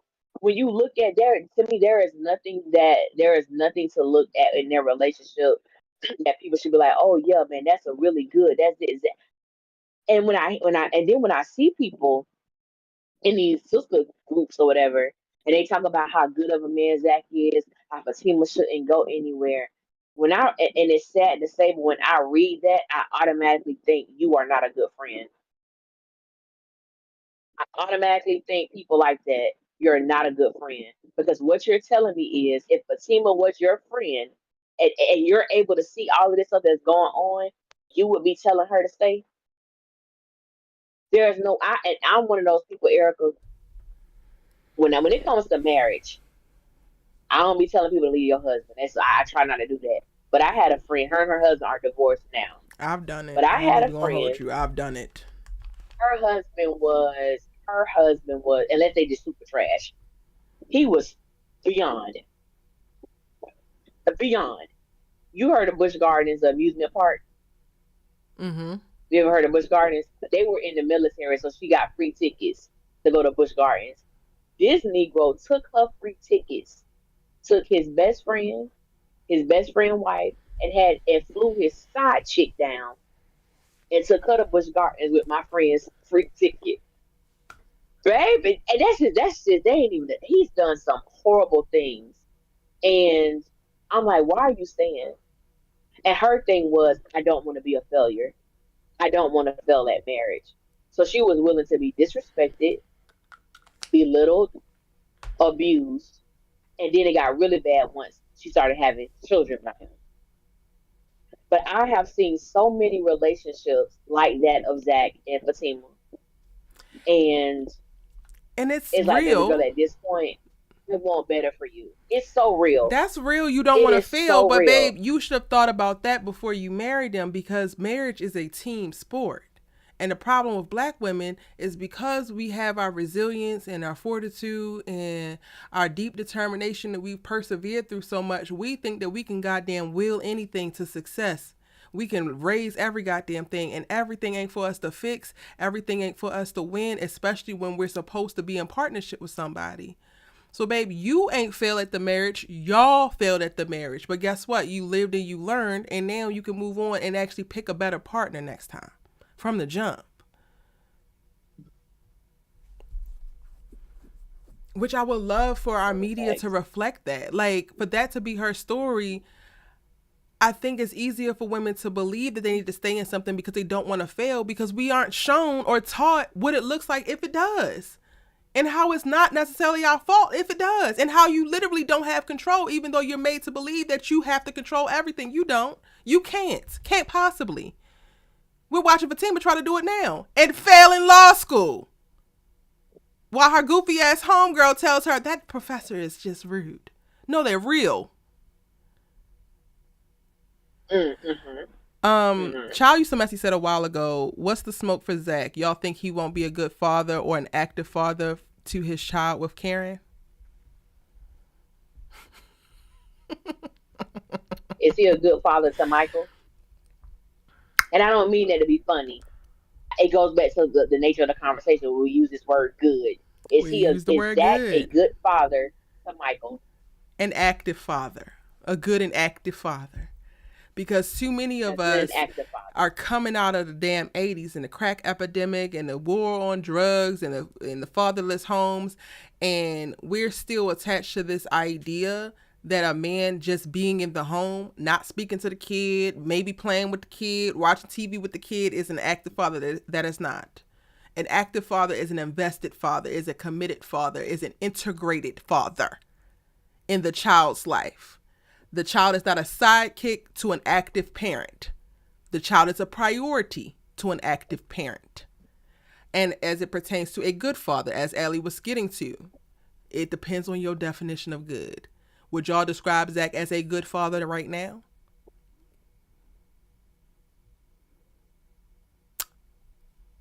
I can go and give y'all some time to unpack that and we can come back if y'all want. Did you want to add anything else to that particular point, Allie? No, I'm tired. I'm tired of them. Who we want to talk about next while we wait for them to respond? I'm gonna read some of these comments real quick. I don't know, child. Those are Okay. the two that really stuck out to me. I don't even remember half the episode. Zach's the I ain't gonna DNC lie, greatness. Gary had me a stitcher. DNC greatness says Zach's the perfect example of a dude many call a good man when he's far from it. The way so many black women out here define and make excuses for these narcissistic, toxic, selfish man child is alarming. Well, Yes, those are facts. Those don't are forget facts. Fatima told Andy that it's better than being alone. She definitely did. She did. Kelsey Johnson said, I low key think Zach believed that bagging Fatima was an accomplishment and a trophy. He also believes he turned a hoe into a housewife.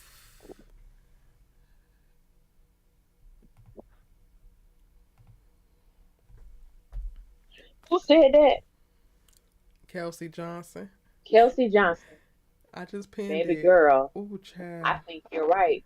I Ooh. think you're right. I think you're Y'all, okay. not y'all come with Okay, these let's talk. Cause goddamn we come. gems Hold every on, single week.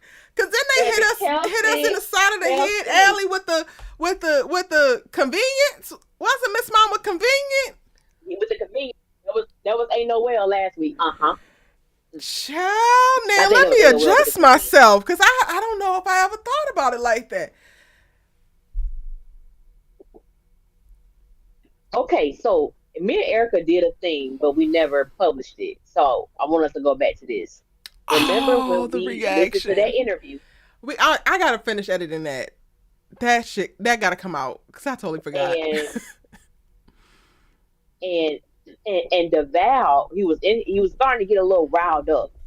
mm. And he talked about how Zach did so many of these that he made Fatima better.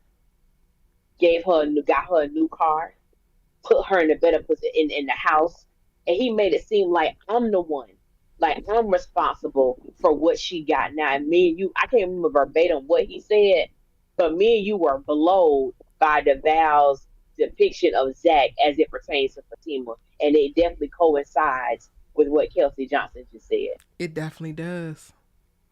Damn.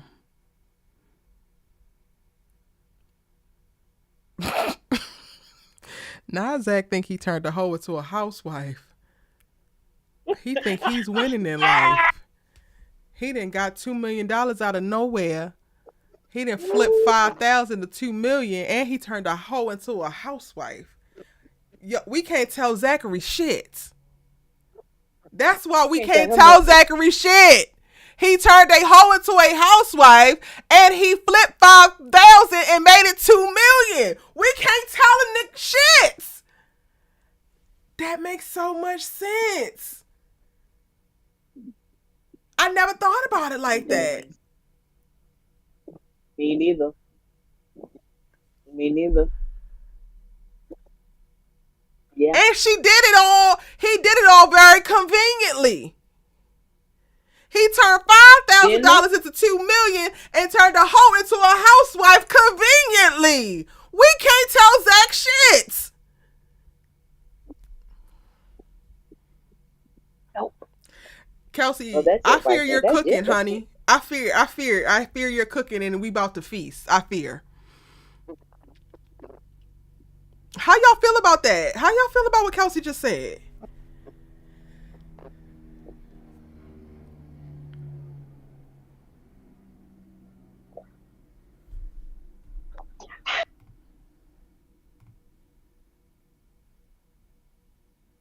Kimberly Felder says it seems as if Zach could care less Mm. if Fatima graduates law school.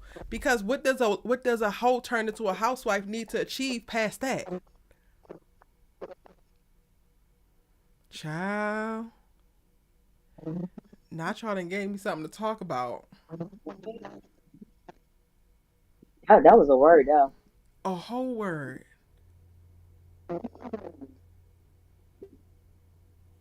Well. Oh my God. Wow.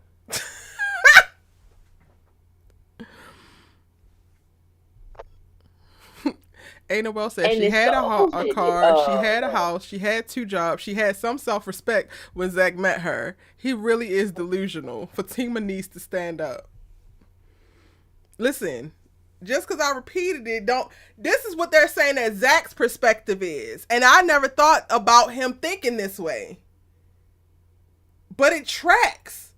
Now, I ain't saying she a whole turned into a housewife, but it tracks if that's what Zach really it believes. definitely tracks. That's what It he thinks. makes all That's of his what he things, thinks. his actions make sense. It makes it all make sense. That's why you got the disposition when she steps out with some other man of like, girl, all you need is this thug. Fatima is nothing more than the character that he conveniently chose to play out his thug fantasy. And according to That's him, it. he's winning. If she would just go along and get along. But the problem with that is, what about the life that she thought for herself? Zachary Taylor? It don't even it don't even exist. She doesn't even talk about it anymore. Like that, what Kelsey said was so real because now I'm thinking about things that happened on Zatima between Zach and Fatima and how he treated her. It was almost as if like you ain't going nowhere. If you do, you ain't going too far. Mm-hmm. Like you not going too far from me. And even when she talks about him, it's not like, girl, he loves me so well. It's mostly about his penis. So, mm,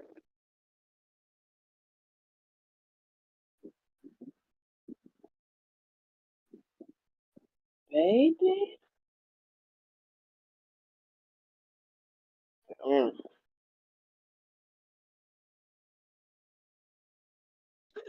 Well, I feel like we are gagged, friend.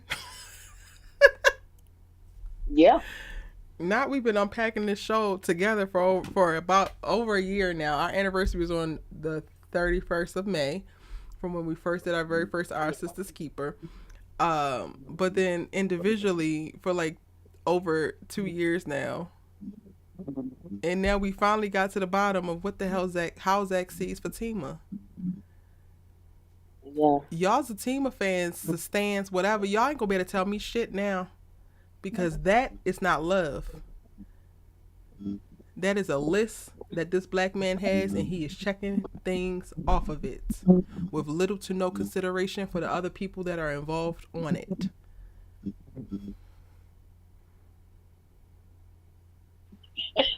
Now all I can think about, Zach, I got a D. So I used to get D's all the time in high school. High school, I said, this is a damn idiot. This is an idiot. Fatima, baby, you're gone. Fatima is gone. Fatima is lost in the wilderness She somewhere. really is. Kelsey also followed up and said Fatima was very well off until Zach ruined her self esteem. And that's how they do it. That's how they do Right. it. They get your self esteem, then they got you. Destroyed. My friend, the one I was just talking about, what girl, she was like the what she gonna tell you like it is. She was a very petite woman. She's still petite, but I mean she dressed well. She took care of herself, like all of that. She got with him, and she was like that for like the first like year. Then after a while, the first thing I started noticing was how she was talking about herself. Then it was like the things she Mm. used to do, she do no more. And I'm like, this dude here was diabolical. When I say diabolical, this dude was out. Now he was in the military as well. He went on this mission and ended up getting like some dust particles in his eyes or something like that. So he was blind, like he would be blind, and so she would take him to therapy, not knowing that every Tuesday and Thursday she taking his brother to therapy. His side chick would come pick him up. She still think that he can't see, or he can see like 20, like from a quarter, he could see that much. She's still thinking her husband's sight messed up. Oh no, bam. He has full sight in both eyes, but he's pretending that he can't see. So she get his clothes together, drive him. The moment she leave, he call old girl. Hey, she left. She gone. Come get me. The girl had kids. The kids loved them. This girl thinking they finna be together, not knowing this man is married. He did a whole thing while my dog over here is losing herself. And she told me that story. I said, "Well, when you going to see the lawyer?" No, I'm gonna call the girl.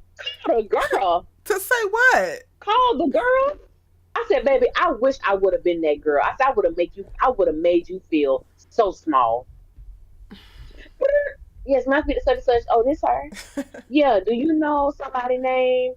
Oh, yeah, I know. But yeah, what's up? Oh, I'm his wife. Can't be. Can't be. Can't be. He give it to me every day. Can't be. Ain't no way he married. Ain't no.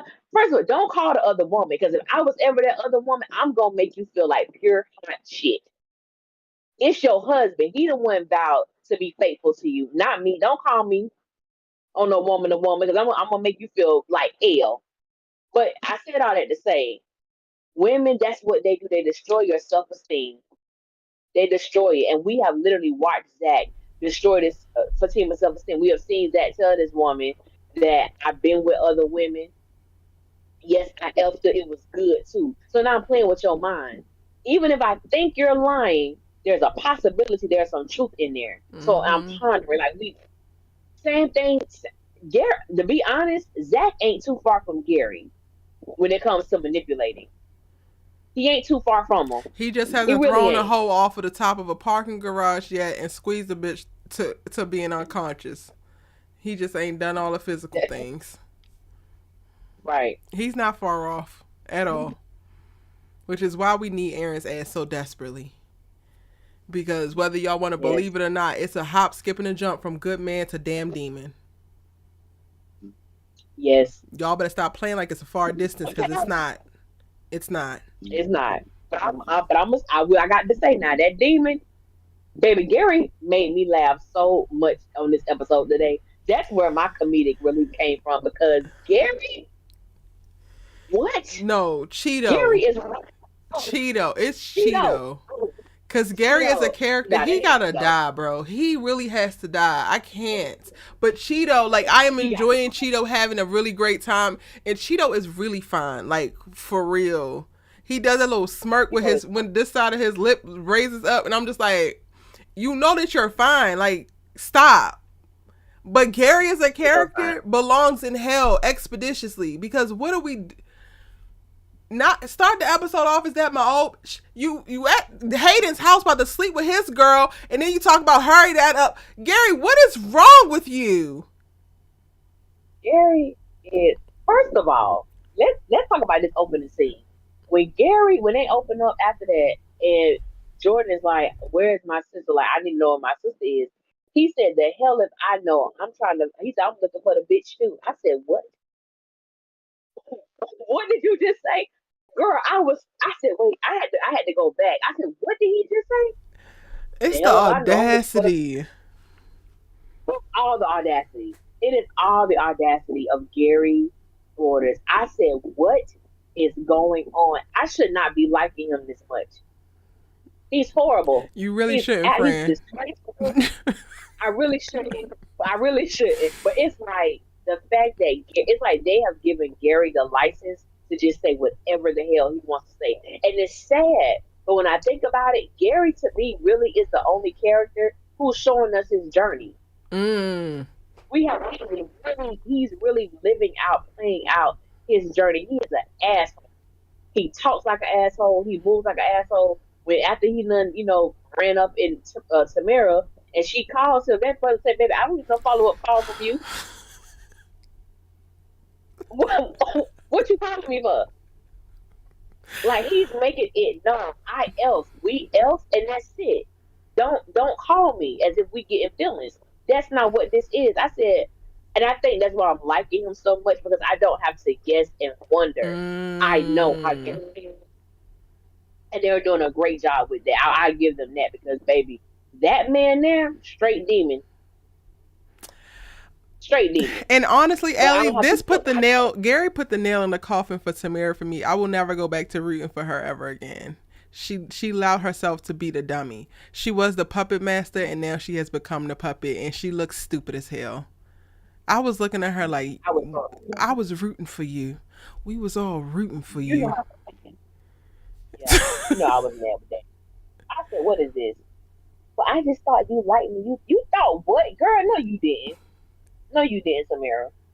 You no, you couldn't have. You no, I mean, I get how she no. could have, but why in the hell would you say it? Because clearly he says one thing and y'all do another. Y'all clearly have sexual chemistry, but stand up. Are you a pimp or are you not? Like, why would you tell him this? I don't have no problems with her feeling how she feel. I have a problem with her articulating that shit for him to make her look stupid. And you have a man I that was you're lying out your teeth through.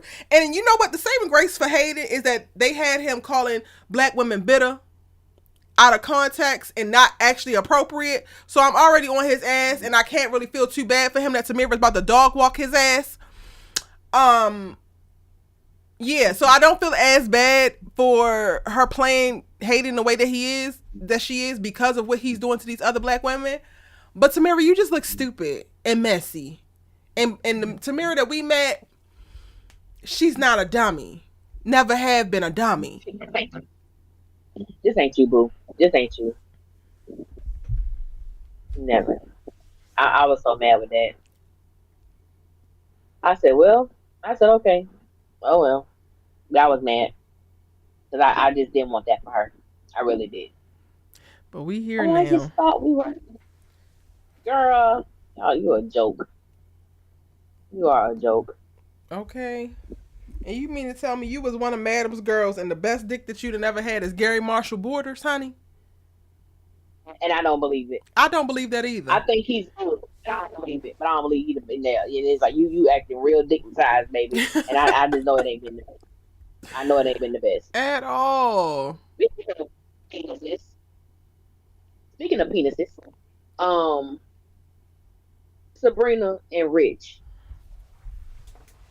in this condom Sabrina, don't come that we talking done to found. me. Leave me alone, Sabrina. I said, this is what I want to know. What kind of wild sex was y'all having? That the condom is on the floor? I mean, On the floor? I ain't saying it can't happen. okay, I'm because trying to it figure out what the happens. hell they. It happens. That's what I'm saying. I'm saying, yeah, it feel. I can say, what were y'all doing? That the condom was on the floor. I not gonna rock with that. Then Rich got on. I'm gonna come back to that. But then Rich got on my nerves when he talking about something. He felt that for a brief moment, Sabrina was trying to trap him. I said, I'm done with your ass. How's she trying to trap you when you the one wearing a condom, dummy? I said, I can't. I can't. Then I they had to can't. make that I doofy can't. ass comment about hot sauce, which I gotta go look it up because I don't even remember the full on reference, but it's some stupid ass reference about I don't know if it was Trey Songz or somebody was putting hot sauce in condoms to make sure he didn't get pregnant, get the girls that he was fucking pregnant. They had Rich say so much stupid What? stuff today. Like even him talk about like you working for Trump, make us great again. Rich, you're a I was clown. like, what do you? What is this? What is this? I'm like, y'all do a great job at making us dislike the characters. I say that. What? What was Clownery. that? You thought for a second she was trying to trap you, but you swinging it inside and out, all around, probably putting a little bit too much air up in there. That's how the goddamn condom slid off to begin with. Cause you think you know what? I was about to say some really foul stuff. Oh, it was Drake. It was Drake with the hot sauce. Drake. Uh, I remember it coming up in reference to some notable nigga talking about putting hot sauce in condoms to make sure he didn't get the girl pregnant. Stupid. And now Sabrina, you pregnant by a clown. A clown? Yes, a clown. What'd you say, Allie? to get pregnant. No, I said she pregnant. Yep, Because if it didn't yep. happen within the two That's what. rounds where y'all lost the condom mysteriously, it's gonna happen because I didn't see you grab another one when you headed to that damn shower for round 3. And at what round did the condom come off? Because if it came off after round one and y'all done had round two, oh, she's good and pregnant. And Sabrina, I want you to have your baby and all, and you and Rich look great together, and he says all the right things, but he's a clown. Why are you getting impregnated by a clown? You should have dropped this nigga a long ass time ago because now you impregnated by a clown. I would have much rather you Mm-hmm. taking Maurice's sperm before you got impregnated by a clown. Girl. And speaking of Maurice, I said, oh, so you not told Maurice Karen business? I said, But did Maurice clock it? okay. He clocked it. He said, "Yo, circus of homegirls." He called their ass a circus. Y'all are the fucking circus. Y'all 100% are a Yes, circus. yes. Kenny Ford said, "I didn't like That was Rich a from great. the jump, and now he's pushing it, pushing it." She tried to trap you. Yeah. That's not even how the fuck that works, dummy. Ugh. Can't be that much math Yeah. involved on this goddamn juice bar because you stupid. Ugh. And I hate it because Rich seemed like such a great character, but now with more and more, I feel like I'm seeing Bill from Bruh. Yes. Ugh. Yes. And I cannot stand that Negro. Bill, count your days, ho.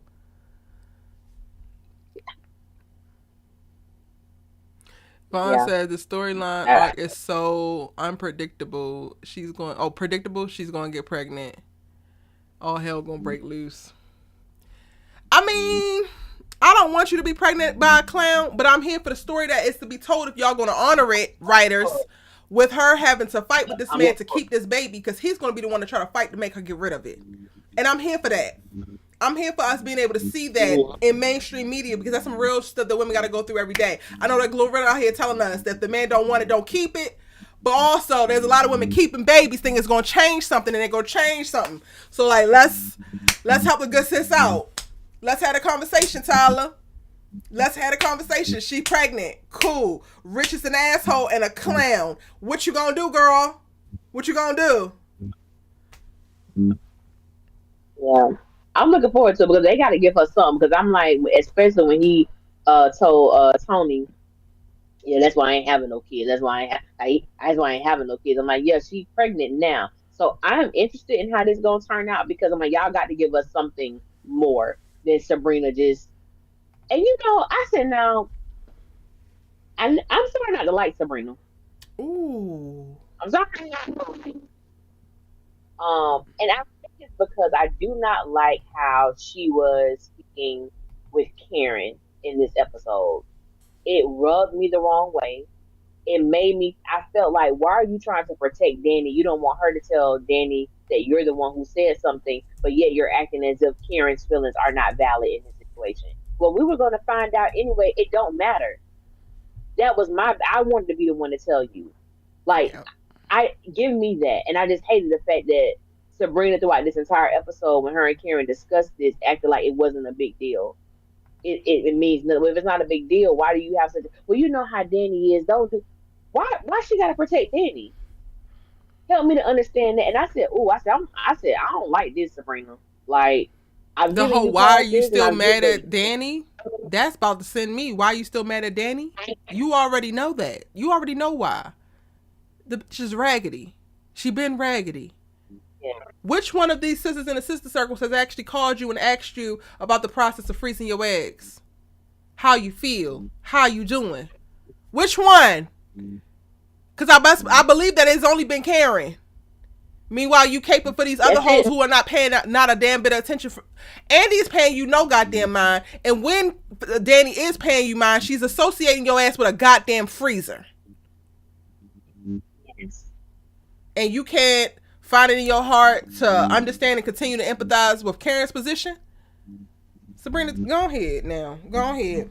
Sabrina, I could totally see. I'm not at a place where I don't like her, but I can see how you're getting there, and I feel like I'm not too far behind you because Sabrina is playing the role of the neutral friend, and depending on the life circumstances and the canon moments that are happening in somebody's life, you cannot be neutral. The neutral friend be dangerous. That's facts.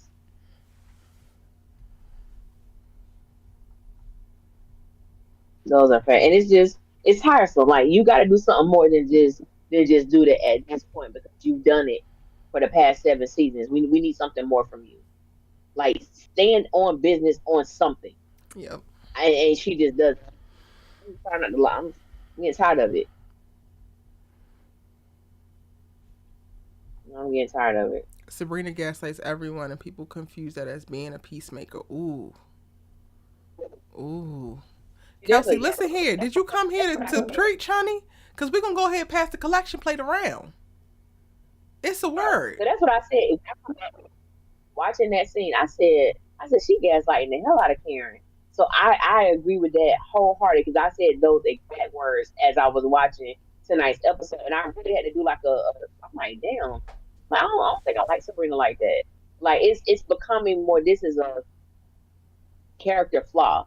Like you being passive and you saying certain things. This is a character flaw that I don't like, Mm-hmm. and it's downright. It's very it's deceitful.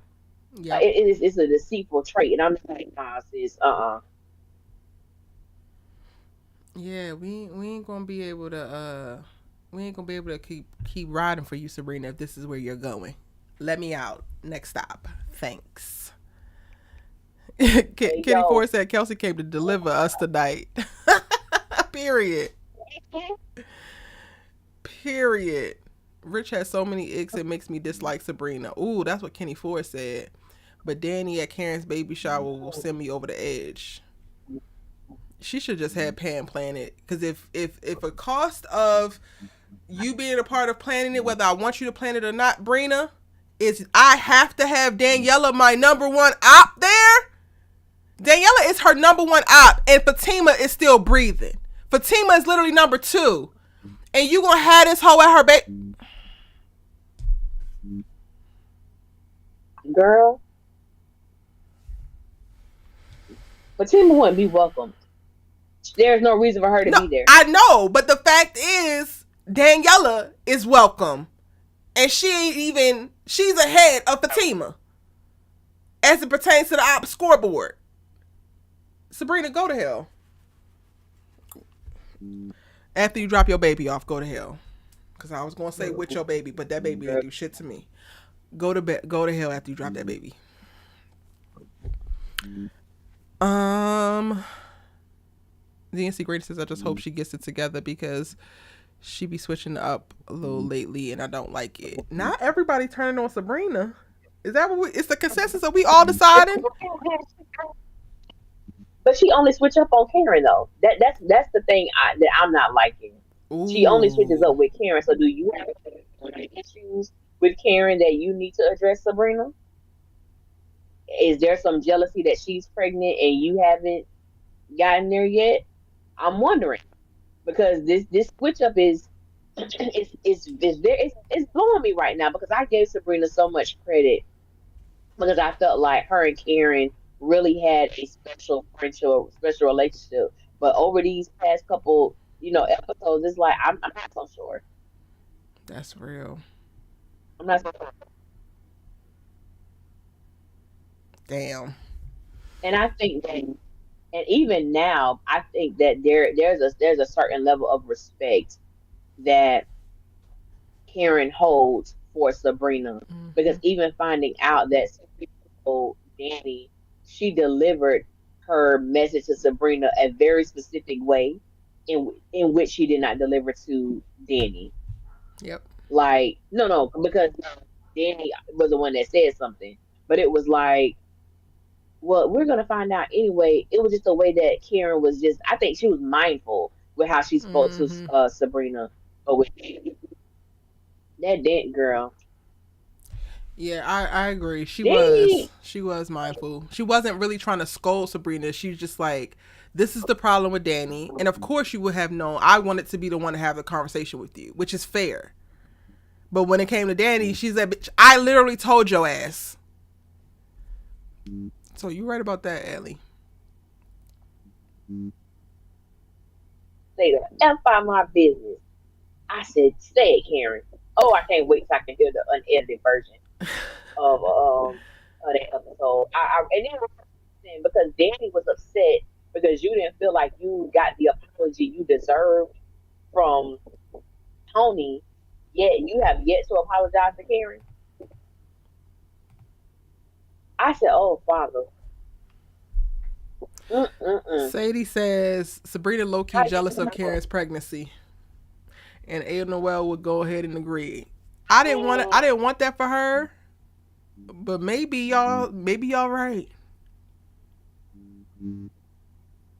It's something because and then like, why would you tell Maurice, as loud as he is, as like the most? Why would you tell him I mean, she tells Maurice why? everything.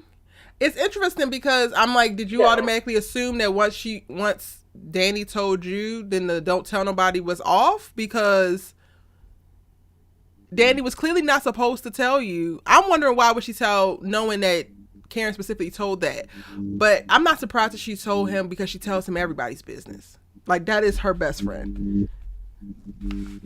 Which is also He is why I her want best Sabrina friend. not too much on goddamn Pam, because Pam is to Karen as what Maurice is to you. So shut the hell up. Mhm. Oh, you talking about when she was finna get a little snippy with Pam? She's like, because I am her best. It's like, oh, wait a minute, chick. Like relax. Don't do that. Relax. But you want to go on to Danny now? Child, I don't have nothing for that tired hoe.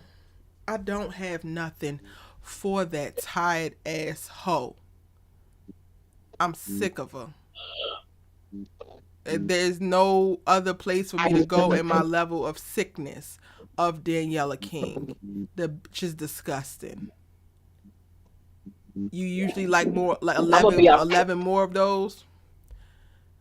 You like 11 more of those? Girl, go to hell.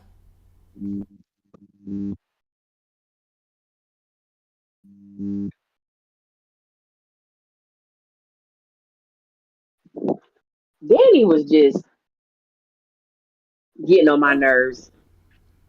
Like, I don't, you're a bird, bro, and the worst kind because you're a bird that's actually going nowhere. You ain't got no flight plan. You ain't got no ambition. You ain't got no nothing. Daniela,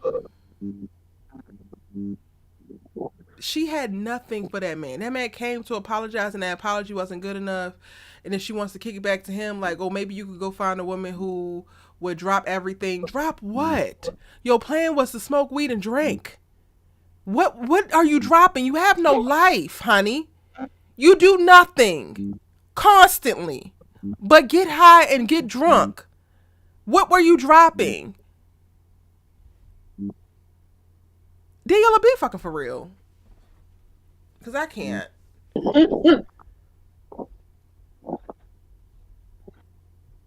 Facts.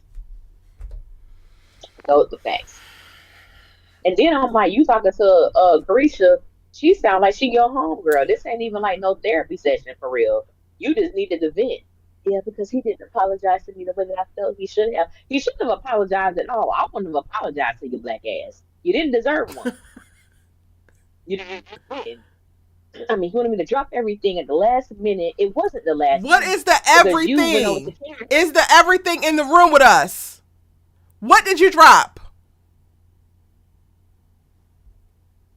Thank you. What did you drop, Danielle? Danielle, what did you drop? You do nothing. I mean, literally, you go home to smoke. That's what you were going to do, and maybe eat that leftover pizza you gave them churn. But other than that, what were you gonna do? Overtime sex with Tony? It was just like she made it seem like she had a full schedule of things she had to do. You were not gonna do anything. And then my thing is, yes, first of all, we're acting as if, or they're acting as if these kids are like 5 and 6. I had to childproof my home. Um, these kids like 10 and 11 years old. And my thing is, it wasn't even a point that the little girl took the handcuffs. It's when she asked Danny what they were for, and the response that Danny gave. That's what I had the issue with. Kids gonna plunder, and I get that. The kids gonna be kids, but it's the fact of what Danny told that little girl. That's what I had the issue. It's a game me and your dad. Oh, ask your dad. Ask your dad. It's a game we play. Well, and then she keep using the excuse, well, I don't have children. It's a whole lot of people who don't have children who know how to deal with children. What are you talking about? Chrissy You don't says, know how to deal why? with children, but you can deal with an adult.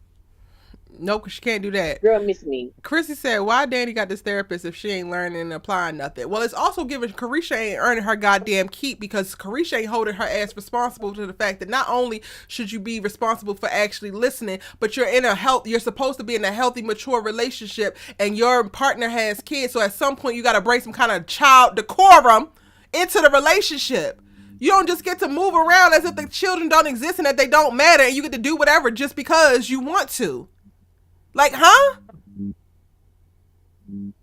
When she said, "Oh, you're gonna find you a woman who's willing to drop everything and do this and this and this and this and this and this for your kids," you know what? Maybe he should. Because he unfortunately found a hopeless ass hoe at the airport who chain smokes, don't know how to cook, and can't be a good friend if she ever tried. Like, even if she dreamed of it. So maybe the next she stumbles upon, the next punani he falls into, it'll be attached to a bitch who actually knows how to talk to children at the bare minimum. Daniela, Daniela is so She's disgusting. And another if they one. don't get to the point, if they don't get to telling her goddamn story quick, I'm gonna just stop watching all Daniela scenes, and I'm gonna have to make the shit up as I go. Like, I'm gonna be sitting across from you, Allie, and it's just gonna be. I have no idea what Daniela did in this episode. I really don't give a what she did. Because even what they have her doing is not tied to any kind of real ass story to tell a story of the jealous girlfriend, to tell a story of the girl who got the man who she didn't actually think she was going to get, and now she's surprised she keep him, so she keeps trying to drive him away at every single cost. Like, what story are y'all trying to tell with Daniela? Because this redundant ass roundabout is not working for me, and it ain't working for her.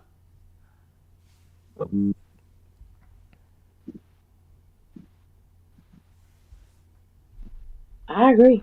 I don't know what Danny did in this episode other than when Karen came over. I guess that was the highlight of her night. Um, and even then, it was just like she's looking as if I don't know why you're mad. And I think and then she said, I don't know why you mad. You don't know why I'm mad.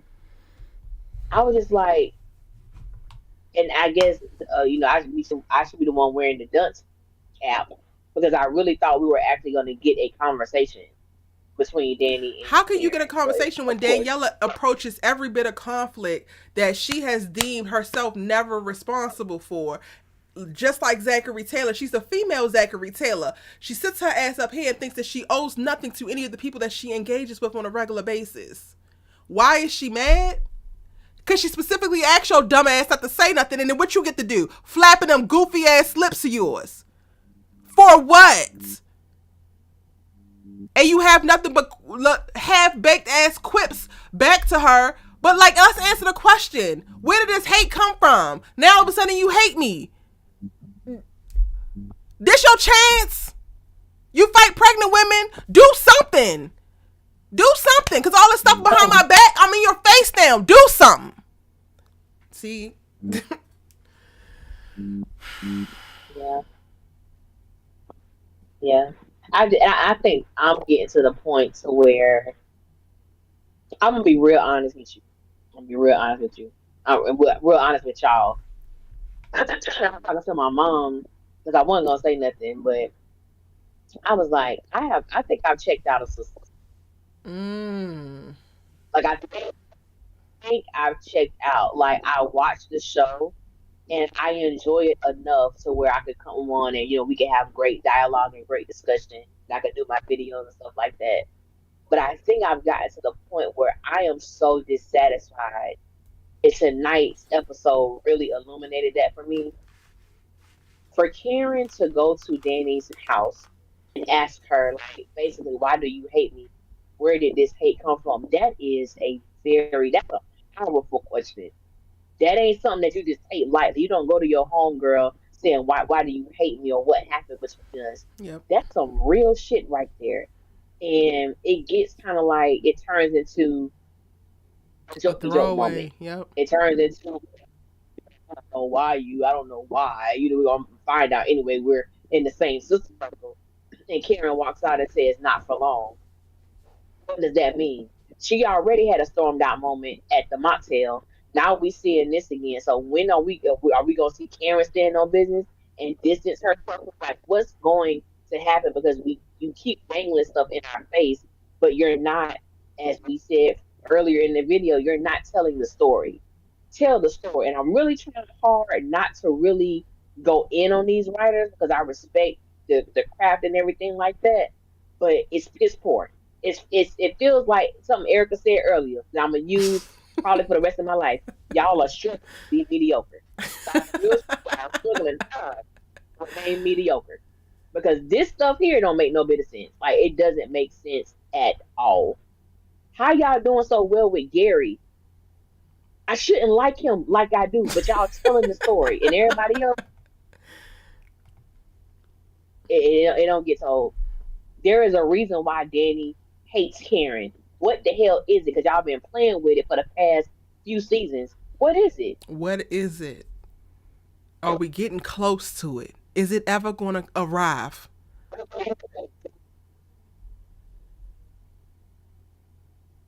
Yeah.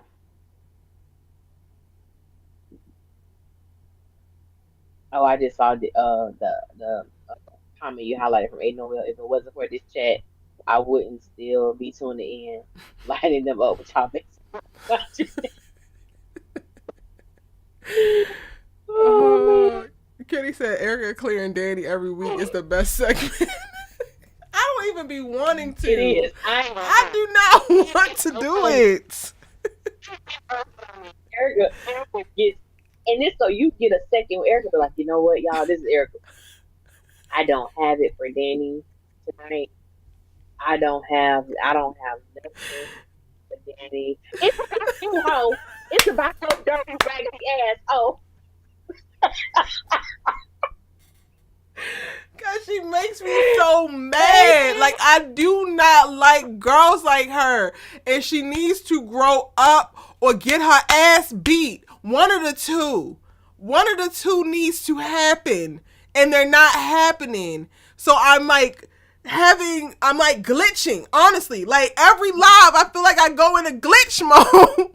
Because one or two things need to happen and neither one of them bitches is happening. And Karen, you pregnant, so you can't lay hands. The other bitch who actually would fight Fatima happens to like the dumb bitch, so she ain't gonna lay hands. So now I'm just stuck. Stuck. Y'all won't force her to grow up and confront her goofy ass demons and deal with her trauma so that she can actually grow through her bullshit and become something. And y'all won't give me somebody to beat her ass.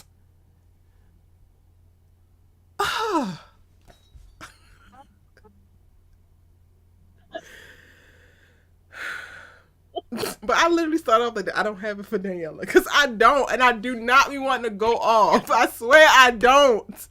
I'm like, listen, I'm not doing it this time. I'm not doing it this time. But she always gives me a reason. Karen gave her the floor. Why do you hate me? It's so crazy because I actually gave my mom this advice to ask my uncle because my uncle has tensions with their younger brother. He loves him down, cool, cool, cool, but he makes certain comments about certain things, and you can tell that there was just jealousy there. So I said, one day you need to bring up a conversation. Why do you hate this person so much? And not because you really believe him to fully hate him per se, but like to get him to sit with that question and figure out what comes up. Because I think, like you said, it's a very powerful question to ask. That's something very powerful to sit on the table for everybody to see and now deal with. And then you couldn't even deal with it. that's facts.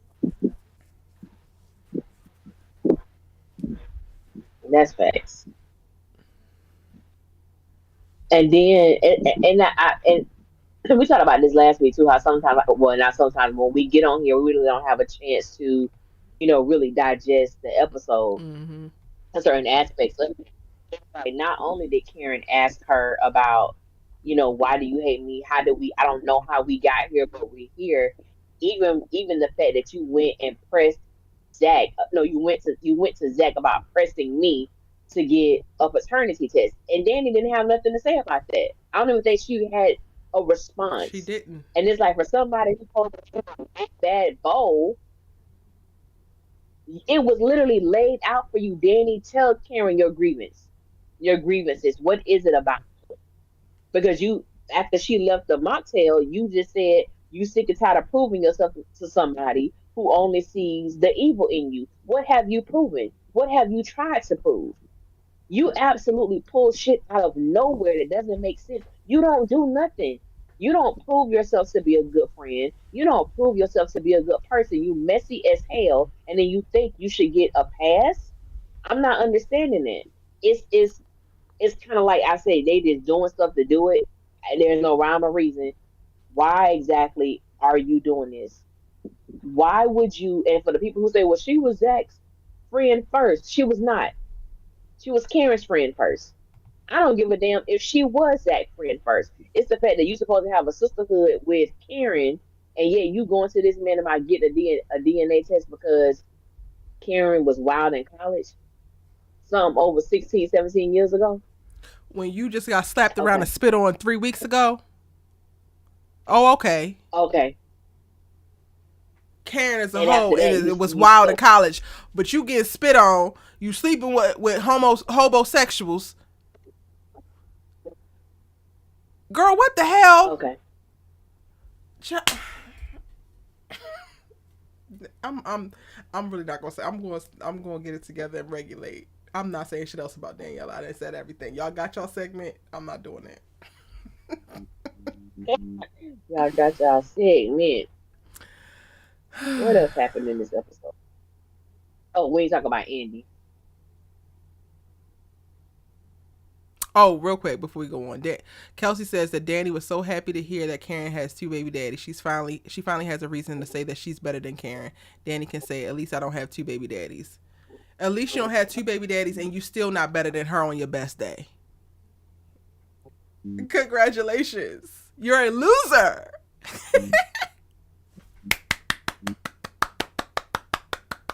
Yeah, yeah, those are facts. um, and Andre Barnes, It's nice gowns, yeah, Andrea. nice gowns, beautiful gowns. Ain't that what Andre said when he didn't want to say that nasty or Yeah, rude? Nice gowns, beautiful gowns. That's Andrea Barnes. Mm-mm. Beautiful girl.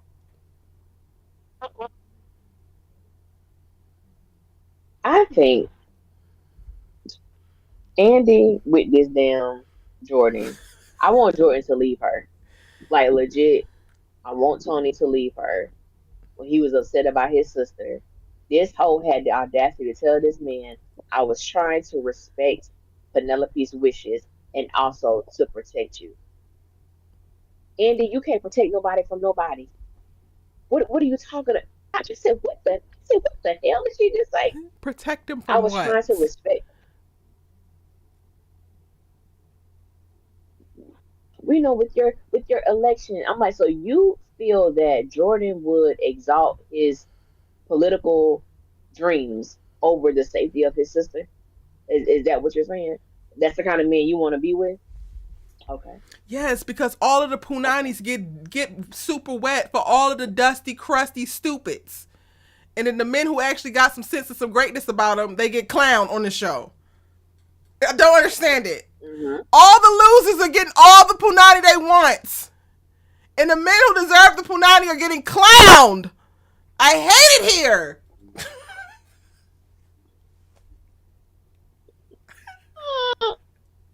It's time for me to go to Facts. bed. Those are facts. I yeah. I agree with you, Ain't No Well. She said I want the entire bro entourage to go back to where they came from, Jordan, Tony, and Rich. Me They don't too. even seem like real You friends.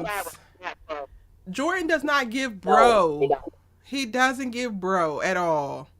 You give metrosexual at best. At best. Don't do too much. Mm-mm. All of you clowns. A male circus and a female circus. Great. A whole bunch of clowns bumping uglies. Hate it here.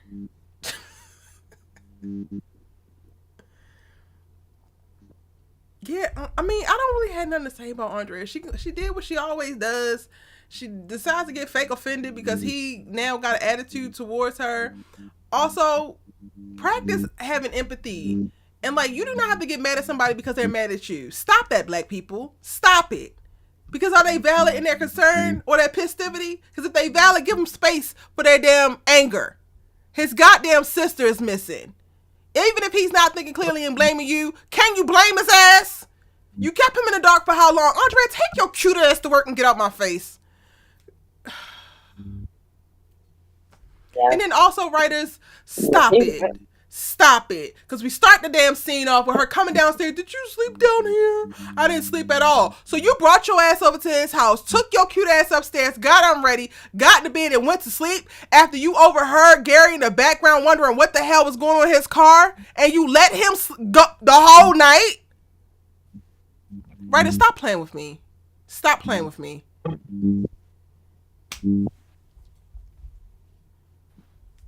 Yeah.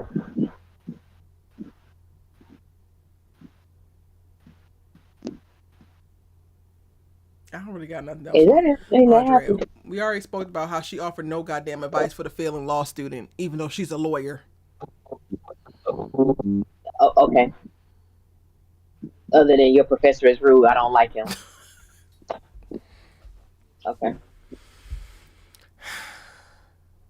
Do we think that Samira's going to end up pregnant by Gary? Everybody gets a baby. Everybody gets a baby. Why not? Giving out babies. Like cheese, you get one, you get two, you get one. Go ahead. Everybody having babies. Yes, let's do it. Andy's the biggest joke, and she stopped being funny 3 seasons ago. Whew. That's actually where I got that from. When I say it, I got it from Maya's ass. You're a joke. Oh, for it's no real? longer funny. Mm-hmm. Yeah. Friday episode, a couple days. Yes. Anything else, y'all, that we missed that we need to talk about? Didn't they call her attorney TNA? They knew what she brought to the table. Child, you hilarious, Ada Well. I think that's what Morris called her. Yes.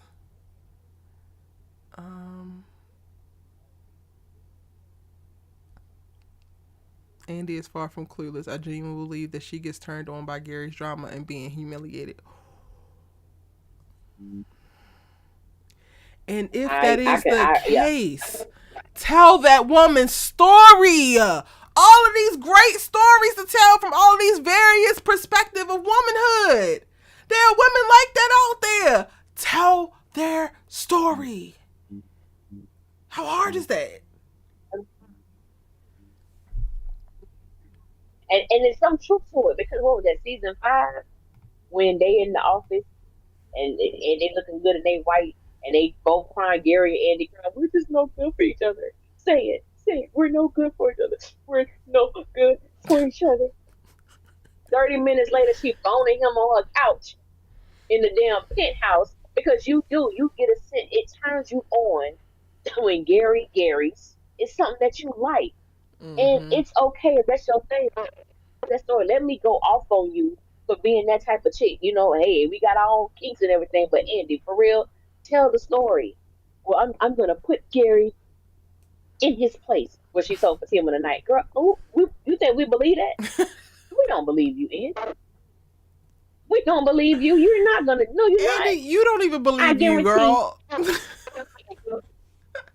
How? Why was Jordan chilling with his friends while his sister's missing?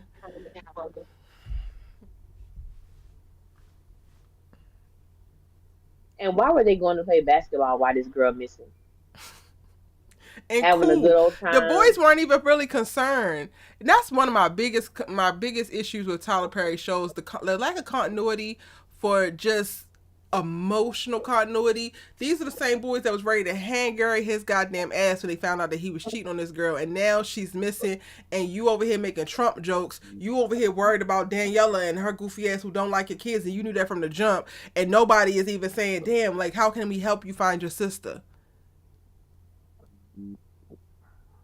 Like, okay. I wish my friends would. I wish the hell my friends would.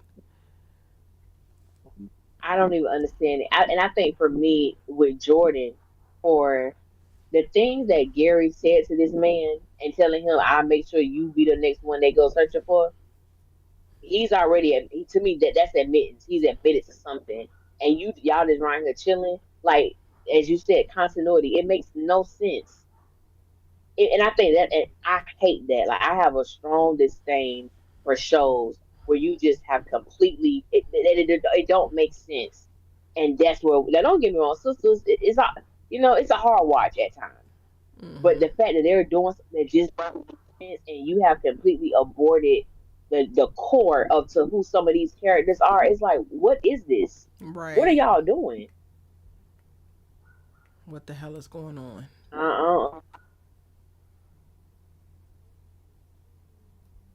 And I can't do another pregnancy. I don't. I can't wait Allie, we five about to get seasons six of them. for another child. Fuck it, we about to get six of them. Everybody getting pregnant. And the cute ass getting pregnant too.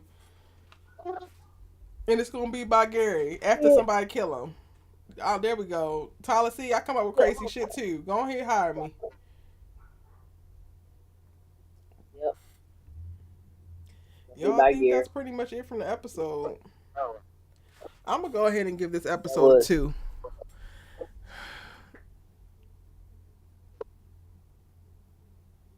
we That's all I can we on the muster. same page. That's what I gave it. I give it a I two. like it. Wait, repeat it because it was cutting out.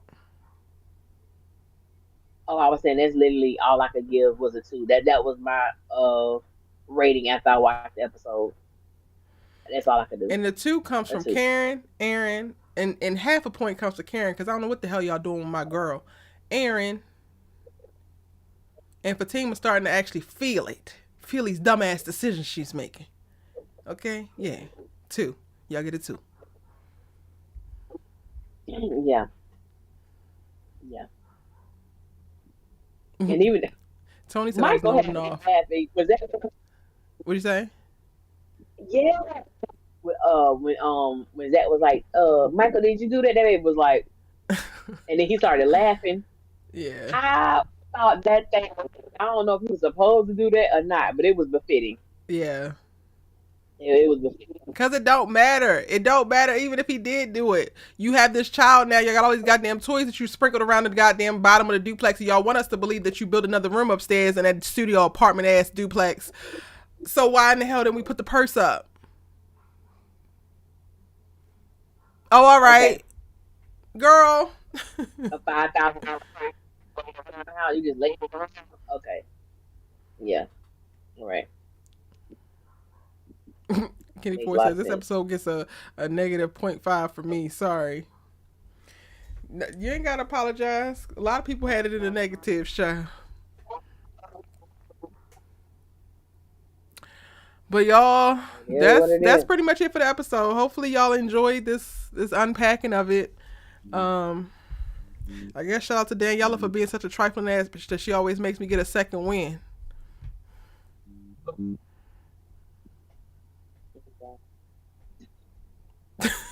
It's beautiful.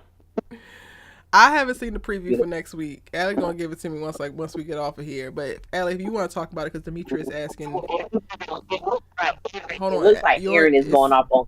it sounds like you underwater, honey. Oh Lord. Oh, it's back now. It's back. It does it every now and again, but it did it for a Oh long time that time. man, I'm sorry. It looked like Aaron was going off on Karen Ooh, in front of her mom at the ooh. I Well, think he said something like, "Is you in front of your mom?" I'm like, "No, say it, whatever you got to say, but you say think it." he right or you But think I'm he gonna wrong? send it to you. Hmm? You think he right or you think he wrong? I don't know because I don't know if she said something to him that set him off. Like, I don't know what it was for. Like I don't know, but he ain't doing no wrong in my book at this moment. He might have taken out. He could take a little smart, little whatever. And I don't know.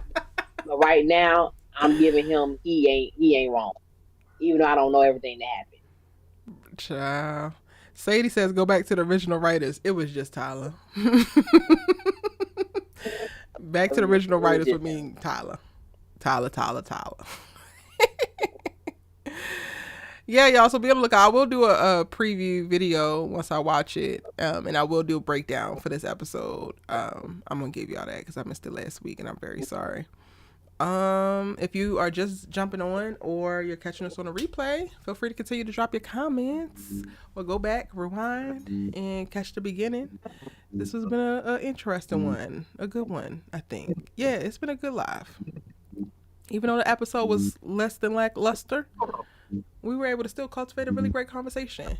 Y'all join the Discord because I'm also doing a better job now of like continuing conversations on. So I had a very tumultuous All American Live yesterday, and while I still have very strong feelings about it and processing it, I started threads over there to continue certain conversations in a way that's a little bit more healthy, and it's been really great. So people have been adding to it. Also, I watched this new series Queenie, and I have very visceral reactions about that. So there's a whole thread specifically about that before I even make a video on it.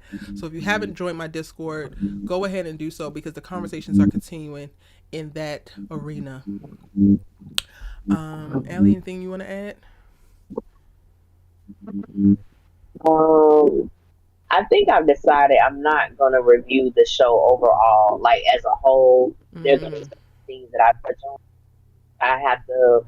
I know where I am mentally with the show, so I gotta do stuff that keeps me that's entertaining for me. And talking about this show as a whole is I'm so the whole show reviews I'm not gonna do, but I will take bits and pieces of certain scenes and talk about those, and I'll get back to the questions. And I'm gonna try to put out as many episodes. I mean, as far as many videos as I can tomorrow because I'm gonna be traveling this weekend. So I know I'm not gonna be putting it. So hopefully I'll be able to get as much as I can tomorrow.